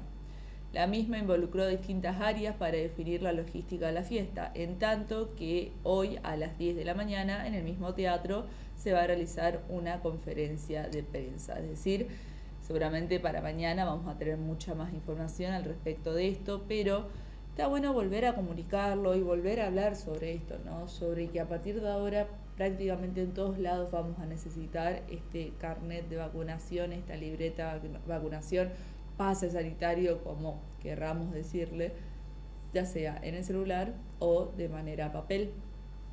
Por esta importancia, ¿no? Y que sabemos que quizás no para el contagio, pero el día de mañana, si hay un brote, por ejemplo, en la fiesta del chamamé, esperemos que no, claramente nadie quiere que ocurra.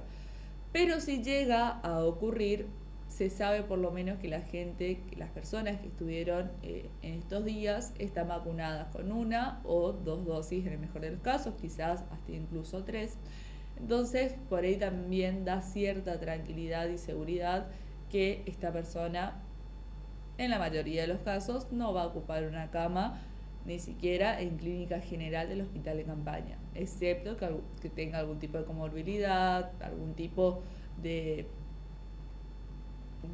parámetro que tenga que ser derivado o bien desde capital o del interior para tener una atención más detallada, más cualquier cosa, estamos acá, se soluciona así, pero en la mayoría de las oportunidades no sucede y es lo que está pasando también, lo que nos está pasando también a nosotros, que por suerte no tenemos muchas derivaciones al hospital de campaña ni muertes por COVID, que es el análisis que hacemos todos los días porque realmente es muy lindo poder decirlo. Volvemos a aclararlo, lamentamos estas familias que tienen que estar viviendo esta situación de tener algún familiar en el hospital de campaña o lamentablemente tener algún familiar fallecido por COVID, pero también hay que ser conscientes de que la situación de a poco parece ser que está mejorando. Vamos a continuar hablando sobre economía, en este caso un tema que está dando bastante para hablar, que son las criptomonedas. En este caso vamos a ver una nota de cómo invertir en criptomonedas desde la Argentina. Hola, Está por Oli. ahí. Acá ¿Cómo está estás? Silvia, sí, acá está. Ay, Trabajamos juntas, hace mucho que no hablábamos. Muy bien, viste, pero yo esto lo generé a propósito. Para que No, se para que encuentren, se saluden antes de fin de claro. año, Sí, antes qué de bueno, las fiestas. qué linda También, sorpresa. qué linda sorpresa, ¿no? Bueno, así que pues quédate entonces, Silvia, un ratito, quédate así, intervenís, ¿por qué no? Hablemos un poquito de lo más simple que se pueda sobre criptomonedas. En principio, ahí tenemos dos que son las principales, ¿verdad, Olivia?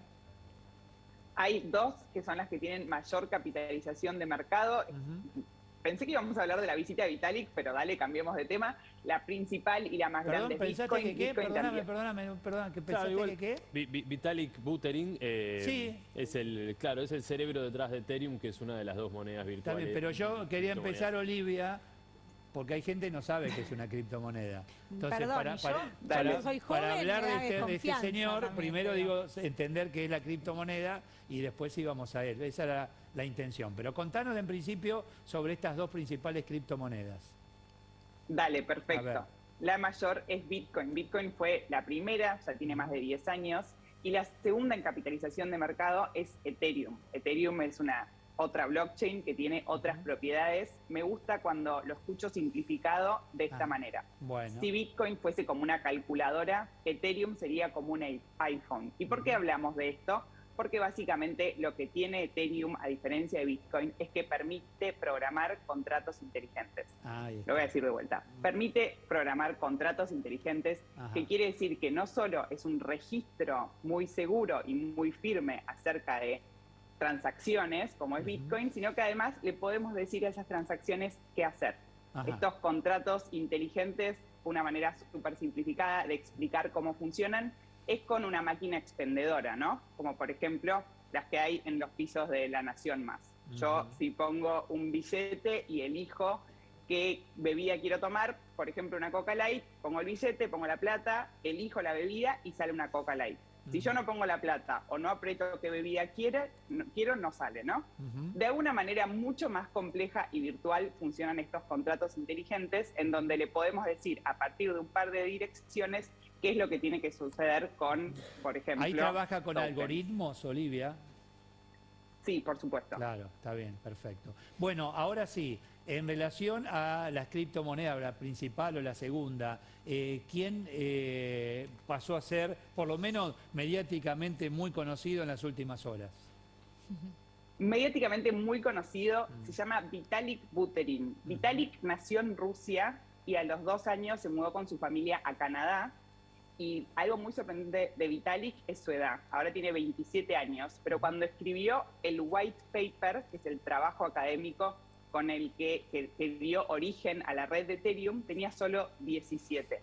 Llegó a las criptomonedas desde muy, muy, muy chiquito, en el 2011. Eran algo súper nuevo, son algo súper nuevo hoy en día, hace 10 años ni hablar, a través de su papá, y durante los primeros años tuvo una revista que se llamaba Bitcoin Magazine, una revista digital, y un par de años después escribe este white paper, este comienzo que le da a Ethereum. Ahí estamos viendo la foto con el expresidente Macri, con quien se reunió ayer. Algo muy interesante de Vitalik es que está acá porque está recorriendo Latinoamérica. Me contaron que vino con plata en efectivo para cambiar al tipo de cambio paralelo, a lo que siempre conocemos como el dólar blue. Y acá en Buenos Aires es una persona súper conocida, una especie de estrella de rock. Estoy segura que no es así en todas las ciudades del mundo, pero quienes estuvieron con él me contaron que camina por la calle y cualquiera que tiene menos de 35 años, para ponerle una edad, lo para, le pide una foto. Ahí tenemos ese rango de edad que trabajan y mucho con las criptomonedas. Ethereum es la preferida hoy de los jóvenes, y después todo lo que tiene que ver con Internet de las cosas y todo lo que tiene que ver con esto. Digo, ahora contame, la criptomoneda, que al ser autocontrolada por aquellos que están minando permanentemente, ¿en algún momento vos crees que va a tener algún otro tipo de control? Porque los gobiernos están atentos. Sabemos que ahí se deriva mucho dinero, mucho capital, que difícilmente lo puedan controlar los gobiernos. No van a poder controlar los gobiernos. Y una pequeña aclaración, el Internet de las cosas no tiene nada que ver con las criptomonedas. No creo que los gobiernos puedan tener control sobre esto, porque hay algunos bastante fuertes, como China, que intentan y no lo logran. Entonces, no creo que los gobiernos puedan tener control sobre las criptomonedas. Sí hay mucho interés por regularlos, a veces hasta por colocar ciertos impuestos. El gobierno argentino ha tenido algunos intentos, pero creo que lo más importante de las criptomonedas, y esto es fundamental, es el concepto de descentralización. ¿Qué quiere decir? Que no pueden ser controladas por ningún gobierno. De hecho, cada vez que hablo de cripto, con lo que arranco es, ¿querés saber qué es lo más interesante de las criptomonedas? Es que no pueden ser controladas por ningún gobierno.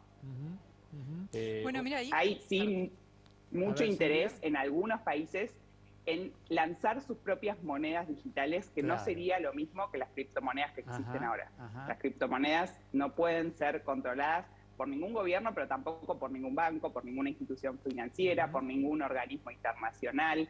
Y eso es lo más interesante. Bueno, de y ahí de hecho, por aparece eso, quien bueno, dice, entonces, como es todo tan oscuro, puede haber lavado de Desconfianza. No es tan dinero, oscuro. de narcotráfico, armas, etcétera.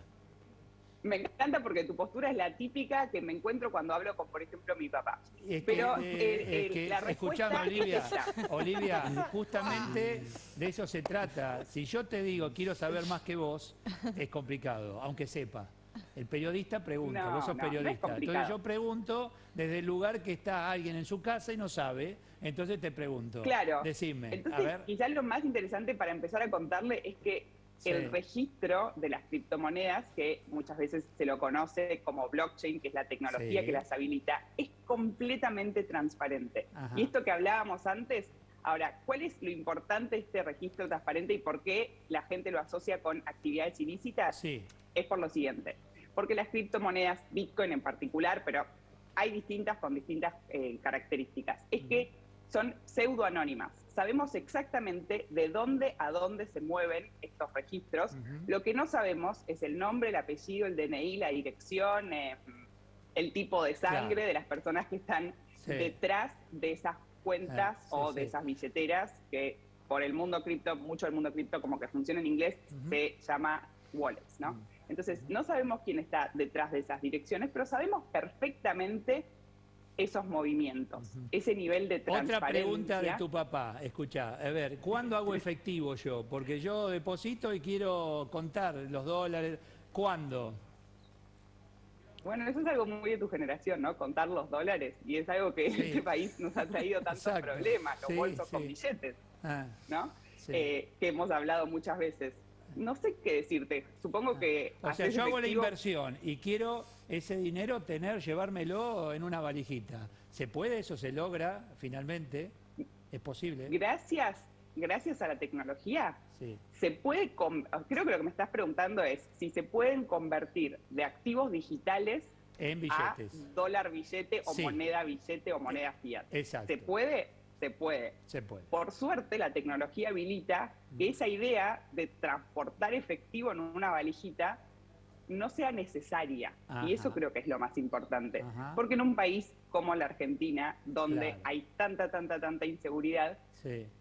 gracias a que tenemos esta tecnología, no es necesario transportar activos en una valijita, que es peligrosísimo, entre Oli, otras cosas. eh, Creo que lo que estás preguntando también es si vos comprás criptomonedas, si después las podés ver en Exacto, billetes. claro. Sí, por supuesto, se puede. Se puede. Ale. Sí, Ale. Y esta tecnología, por ejemplo, la del blockchain, ya está ayudando, ¿no? A organismos, por ejemplo, a la ONU, a transferir ayuda humanitaria sin que pase por tantas manos y que no se pierda dinero en el camino, evitar actos de corrupción. Es algo que ya se está usando, ¿no? Exacto, no solo se está usando, sino que las criptomonedas hoy tienen usos muy por encima de su idea original, que era como una cuestión financiera o económica.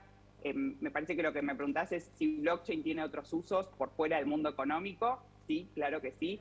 Sí, también se usa para, por ejemplo, trazabilidad y en la cadena de suministro, que es eso que se habla mucho en ayuda humanitaria. Y además hay un proyecto interesante de hace muchos años de sobre todo gente que pierde su registro de identidad, como por ejemplo en los lugares como campos de refugiados, ¿no? Que es justamente la definición de un refugiado, que es que no tiene de vuelta, no tiene un documento que testifique hacia quién es, de dónde viene, a dónde va, por qué se tuvo que ir, porque generalmente eso es lo que le trajo tantos problemas. Entonces sí se usa blockchain para esas cosas, sí se usa cripto en organismos internacionales como esto para dar ayuda humanitaria. Igual hoy no es el principal foco de su uso. Algo interesante de que esté Vitalik Buterin en la Argentina es que ayer veía como una confusión con respecto a esto en Twitter. Vitalik es el fundador de Ethereum, pero no es quien tiene el control. Quien tiene el control de la blockchain es una fundación que se llama The Ethereum Foundation, o sea, la Fundación Ethereum en inglés, que esté en Argentina es muy importante. Vino a ver el ecosistema cripto que acá es verdaderamente, me gusta explicarlo así. Si tuviésemos, yo no sé nada de fútbol, pero si tuviésemos posibilidad de ganar algún mundial para el resto de los países, en cripto por lo menos competiríamos con muchas chances Yo de creo estar que haciendo ahí algo. tiene una respuesta que tiene que ver. Acá queremos evitar pagar los impuestos que sean. Entonces, mucha gente agarra toda la plata que no tiene blanqueada y la pone en criptomonedas. Ahora, ¿En eso sí vinculado- tengo razón o no? ¿O tampoco? Pero, ahí, ¿tampoco? A ver, ¿está Más o- declarada? ¿El dinero que yo pongo en cripto está declarado? ¿Lo declaro? No, no pago nada con eso. Si Nadie vos comprás sabe. criptomonedas, escuchá, Sí. si vos comprás criptomonedas Sí. a través de cualquier casa de cambio digital, Ahí que sí. se conocen como exchanges, Sí. por supuesto, no solo está declarada, sino que te piden. Te van a pedir tu bien. nombre y tu apellido, tu Bien. DNI, quizás hasta una selfie con tu DNI, Bien. una justificación del origen de tus fondos y a partir de ahí podés comprar las criptomonedas que permita esa casa de cambio digital. Una típica pregunta es, ¿puedo pasar directamente de pesos o moneda local a cripto? cripto. Sí, por supuesto que se puede. Ajá. Y eso está todo registrado. También existe comprarlo de manera, como se llama en inglés, P2P, que es persona a persona. Eso puede hacerse en efectivo, puede no estar registrado, Ajá. puede estar, no tenés que justificar el origen de los fondos, y eso funciona como funciona cualquier venta de moneda ilegal Ok, en la ahí Argentina, está. que no es Olivia, es muy, comprándolo a través del es Banco muy Central. interesante aprender y la verdad que hemos aprendido mucho. Gracias por tu tiempo. Muchas gracias. Gracias. Síganme muchísimas en las gracias. redes sociales, @oligols, donde publico.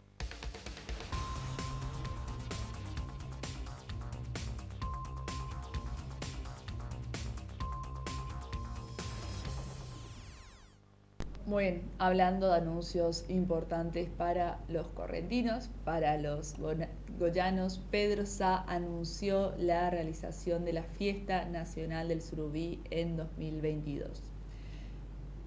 El directivo de Comupe afirmó que la fecha está definida y que pese a la pandemia confían en que permanecerá sin cambios la decisión de volver a concretar la Fiesta Nacional del Surubí.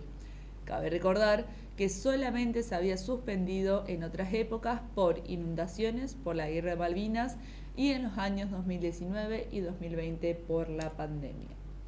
Pedro Sá habló de los preparativos para la próxima Fiesta Nacional del Surubí y anunció la fecha de realización de la misma. Se determinó la fecha de realización. Es una primicia. Se realizará los primeros días de mayo. Vamos a tener la fiesta durante mayo y la verdad es que se trabaja todos los días. Esto arrancó antes de asumir porque cuando nos propusimos presentarnos como lista ya veníamos trabajando en las propuestas. Ya se está poniendo en marcha y las reuniones se hacen a diario, incluso in situ, como la Expo, el Río y otras que se dan en el flotante Costanera. Tenemos una agenda de trabajo muy cargada en la Comupe, porque lo que viene no lo conocemos. Estamos hablando de una fiesta enorme, muy cara a los sentimientos de todos y en un contexto inesperado para todos. Porque la volatilidad con la que se van presentando el virus y sus mutaciones, vemos lo que sucede en el mundo y nos preocupa muchísimo, pero a la vez estamos convencidos y seguros de informarles que nosotros llevaremos el concurso adelante. Sobre la Expo Goya comentó que tenemos que estar orgullosos del predio Costa Surubí, está cada vez más lindo y hay que seguir agregándole cada vez más infraestructura y dándole la calidad de servicios que la ciudad necesita y que el visitante requiere cuando viene. Eso está en agenda y también temas para tratar dentro del predio son muchísimos. Estamos en esa tarea, recorrimos con el intendente y se vienen reuniones con las áreas ya consolidadas. Así que bueno, la Fiesta Nacional del Surubí el año que viene se va a llevar a cabo, está todo confirmado. ¿En qué fecha? En los primeros días de mayo. Así que bueno, veremos seguramente. Después de las fiestas tendremos mucha más información, ya que ahora sabemos que hay un montón de actividades, reuniones, etcétera. Así que se debe seguir trabajando sin dudas, pero públicamente, seguramente después de las fiestas vamos a tener mucha más información. Pero bueno, sin dudas es una esperanza, un alivio si se quiere. Lo vimos ya con el concurso náutico La Previa, el que organiza el Club Náutico de la ciudad, que fue impresionante la demanda que hubo, esa largada que hace tanto no veíamos, ya están por hacer 2 años prácticamente. Entonces todo fue un conjunto de emociones que nos encontró como ciudad, y le decíamos a Rodrigo Molina, que es el encargado, el presidente de la barra, que realmente volvimos a sentir esa pasión por la pesca, esa pasión que se vive en Goya cada vez que se realiza la Fiesta Nacional de Surubí y concursos náuticos como La Previa. Volvieron a traer eso a las calles de Goya, así que lo felicitábamos sin dudas, y volver a recordarlo me parece muy importante porque fueron los primeros en la provincia prácticamente en poder realizar un concurso náutico de estas dimensiones, y se destacaron también en la provincia, así que vale la pena recordarlos. Vamos a continuar, nos vamos un poco al ámbito internacional, al ámbito mundial. Vamos a pasar a escuchar un documental de VisualPolitik que siempre los recomendamos: El caballo de Troya de China, los minerales del coche eléctrico. Es posible que la movilidad del futuro, la tan cacareada movilidad eléctrica, la descarbonización, dependa de países como la República Democrática del Congo. Sí, lo habéis escuchado bien. Y no se me ha ido la olla ni nada por el estilo. Así que quedaros con este nombre: República Democrática del Congo.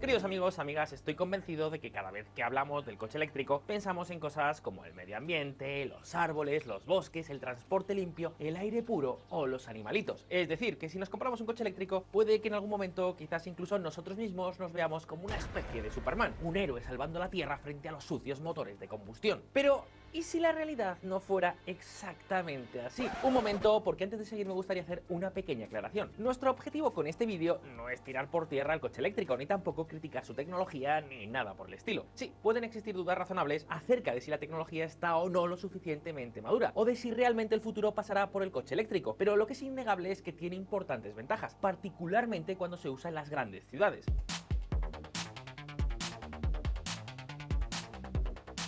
Vale, eso es cierto, pero quizás también lo es que la publicidad y los políticos han logrado que cada vez que el coche eléctrico salga a relucir siempre saquemos su lado más positivo, lo que, por decirlo de alguna forma, ha creado una especie de cosmovisión mística en torno a esta tecnología. Y precisamente por eso, sí, pensamos que hace falta hablar más sobre las implicaciones que tiene este enorme cambio tecnológico, implicaciones tanto ambientales como sociales y también, muy importantes, geopolíticas. Y ¿sabéis qué? Precisamente por eso es por lo que hemos preparado este vídeo. Fijaos, por ejemplo, en este gráfico.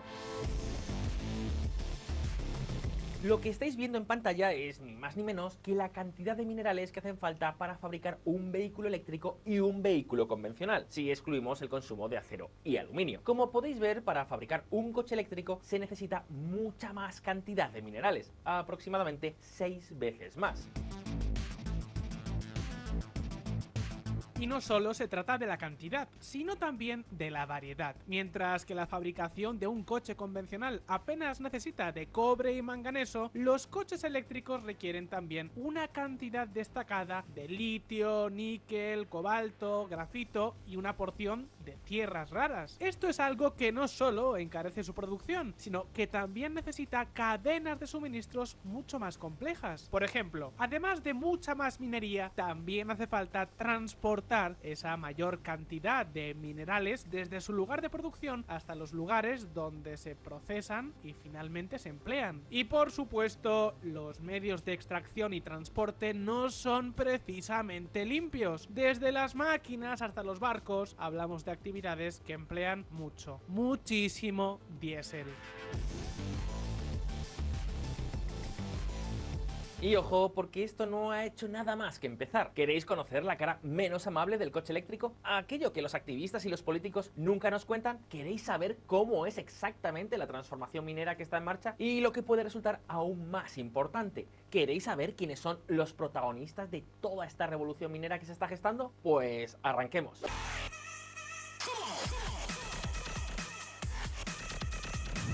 La cara más fea de los vehículos eléctricos.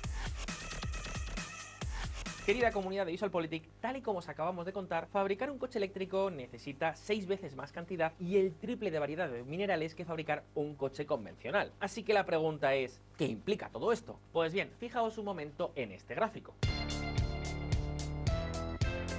Los países que veis en pantalla son precisamente los países que en principio más beneficios obtendrán con la minería gracias al coche eléctrico. Cabe destacar aquellos que cuentan con los 4 minerales que podemos calificar como imprescindibles: el cobre, el grafito, el níquel y por supuesto también el litio.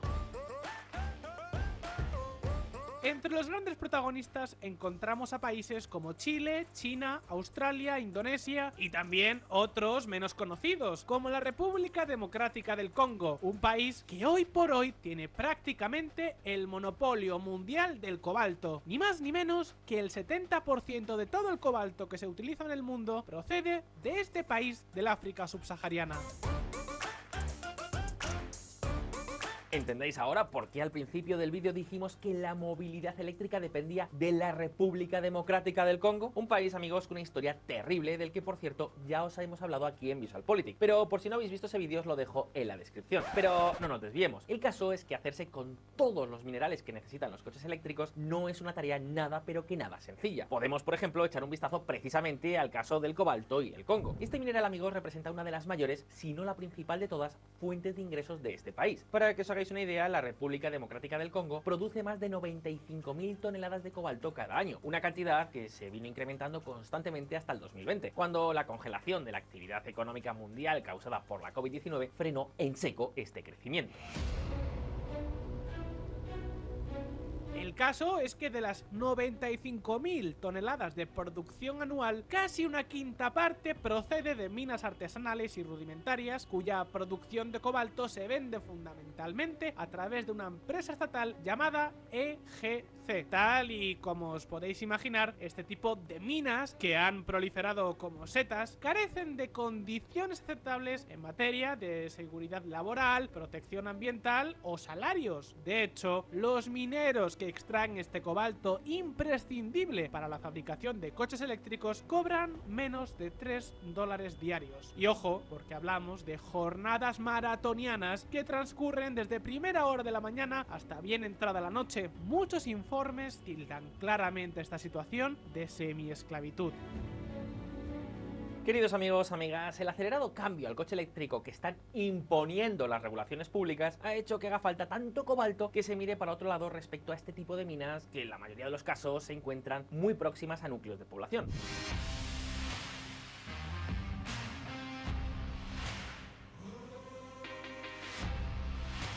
Pero ese no es el único problema. En materia ambiental, que al fin y al cabo es el kit de la cuestión en todo este asunto del coche eléctrico, muchas minas presentan también muchísimos problemas. Por ejemplo, según un informe alemán de 2021, estas minas artesanales carecen de prácticamente cualquier medida para atenuar el impacto ambiental de la extracción del cobalto. Por ejemplo, los pozos no se clausuran cuando cesa la actividad, no existe gestión alguna de desechos y en muchos lugares se ha detectado aumentos en los niveles de radioactividad, porque sí, el cobalto es radiactivo. La exposición al cobalto radiactivo puede ser muy peligrosa para la salud. Las células del cuerpo pueden ser dañadas por los rayos gamma aún sin necesidad de que se toque al cobalto radiactivo. Agencia para Sustancias Tóxicas de Estados Unidos. Y eso no es todo. Además, frecuentemente el mineral se lava en aguas naturales que quedan contaminadas, en muchos casos en aguas próximas a entornos residenciales, pues directa o indirectamente llegan al consumo humano. No olvidemos que hablamos del África subsahariana y que aquí la gestión del agua es un poco complicada, por decirlo decirlo suavemente. Luego también está el problema con el descontrol de las emisiones de polvo. Emisiones que en estaciones secas generan nubes cargadas con micropartículas de cobalto que son tóxicas para los humanos y producen enfermedades respiratorias y cáncer. Y ojo que no hablamos de unos pocos casos aislados, porque aunque estas minas irregulares supongan apenas el 20% de la producción, se estima que hay entre 150.000 y 200.000 personas trabajando directamente en ellas, y que más de 1 millón dependen de su actividad. Por supuesto, nada de esto es en sí mismo culpa del coche eléctrico, pero la creciente presión regulatoria en favor de este tipo de motor sí que ha incentivado que todos los actores pues miren para otro lado. Ahora bien, no todo lo que podemos decir sobre la revolución minera es malo, para nada. También podemos encontrar muchas cosas positivas, y una de ellas precisamente tiene que ver con el impacto económico.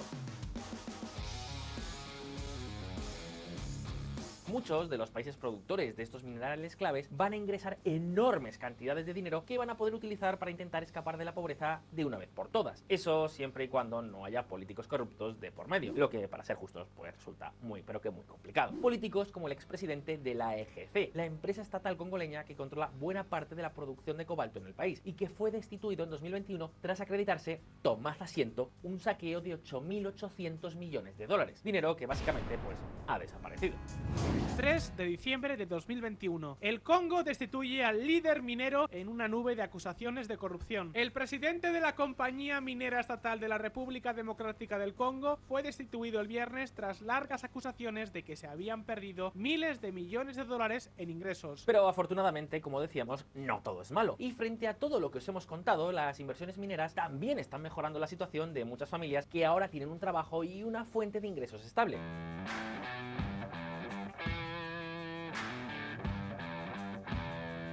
Pero llegados a este punto es posible que muchos os estéis preguntando, pero a ver Enrique, si fabricar un coche eléctrico necesita tantos minerales diferentes y esos minerales están en países tan pobres, tendrá que haber algún país más desarrollado o muchas grandes empresas que controlen todo el proceso. ¿No es así? Pues sí, tenéis razón. Y ¿sabéis qué? De hecho hay un país en concreto que controla buena parte de la producción y la transformación de los minerales clave para la transición energética. ¿Alguna idea de cuál puede ser? ¿No? Pues bien, veámoslo.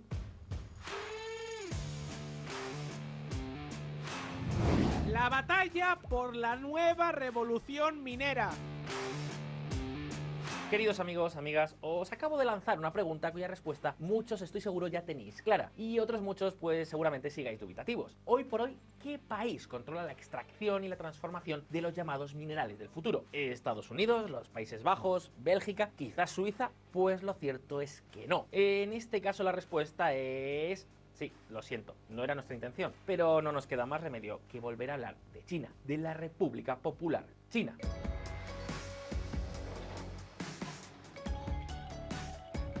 ¿Qué queréis que os diga? Con 1.400 millones de habitantes, el segundo mayor ejército del mundo, la mayor producción industrial y un gobierno que últimamente pues está siendo tan protagonista, ¿cómo demonios no vamos a hablar de China? Sí, nos lo decís en los comentarios, pero es que la realidad es la que es. Nos podemos ir acostumbrando porque te guste más o te guste menos, los chinos pues van a ser cada vez más frecuentemente grandes protagonistas de la actualidad internacional. Es lo que hay. Y este caso no es una excepción. Fijaos por ejemplo en este gráfico.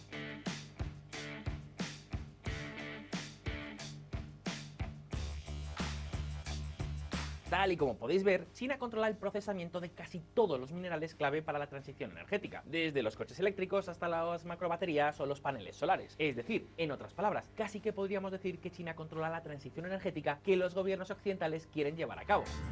Mientras Estados Unidos invierte en energías limpias, hay un gran problema. China controla la cadena de suministros. Ahora bien, la pregunta es, ¿cómo demonios es esto posible? ¿Por qué diantres China controla el proceso de minerales que ni siquiera ellos mismos producen? Pues, queridos amigos, amigas, la respuesta parece sencilla. Han sido más rápidos, o al menos se lo han tomado mucho más en serio. Digamos que el gobierno chino tuvo muy claro que, teniendo en cuenta por dónde iban los tiros, pues podría ser muy valioso controlar tanto la producción como la transformación de todos estos minerales. Así que, dicho y hecho, las empresas chinas se lanzaron a comprar minas como si no hubiera mañana. Y es que hablamos ni más ni menos que de algo así como el santo grial de las próximas décadas. Los recursos más buscados, más deseados y más codiciados. Fijaos en este otro gráfico.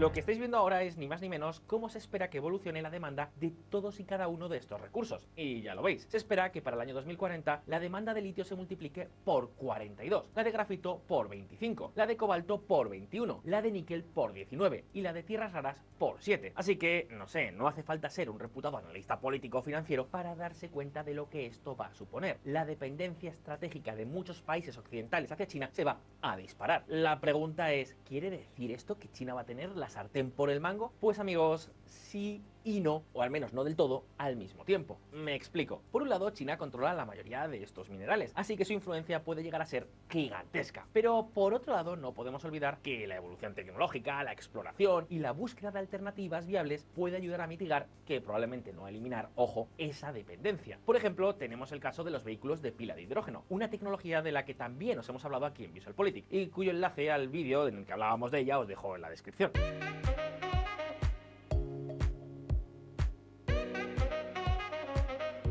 El coche de hidrógeno, al contrario que el coche eléctrico de batería tradicional, tiene un uso mucho menos intensivo de todos estos minerales. Por ejemplo, para su fabricación apenas se usa cobre, cobalto, níquel o litio. Tan solo es más intensivo en el uso de tierras raras, de aluminio y sobre todo de platino, un material actualmente muy escaso, pero sobre el que existe mucho margen para poner en marcha nuevas explotaciones. Y la pregunta es, ¿dónde se produce el platino? ¿Está acaso también en manos chinas? Pues veréis, 2/3 partes de todo el platino que se produce en el mundo tienen su origen en Sudáfrica y a mucha distancia por detrás en Rusia. Y aquí es justo donde llegan las buenas noticias para todas las personas preocupadas por la excesiva dependencia hacia China. Ni una sola de las 5 mayores empresas productoras de platino del mundo está controlada por el gigante asiático. Ni una. Y salvo que Xi Jinping esté viendo este vídeo, pues no parece que la cosa vaya a cambiar. Hoy por hoy, amigos, el platino está controlado por empresas norteamericanas, británicas, sudafricanas y rusas. Un momento, ¿quiere decir todo esto que la tecnología del coche eléctrico puede llegar a ser algo así como un promotor de la influencia geopolítica y geoeconómica de China? Curiosa pregunta, ¿no os parece?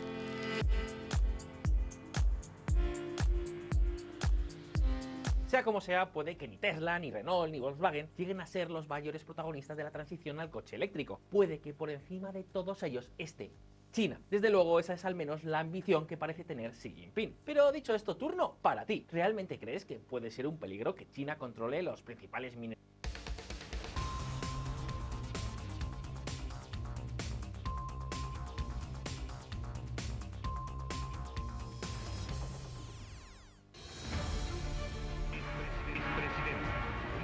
Un carruaje tirado por el pueblo desde el juramento hasta el poder. Vencidos y vencedores. Solamente un pueblo que marcha hacia su lado. Usted como tal es un incógnita desaparecido, es un desaparecido. No piensa.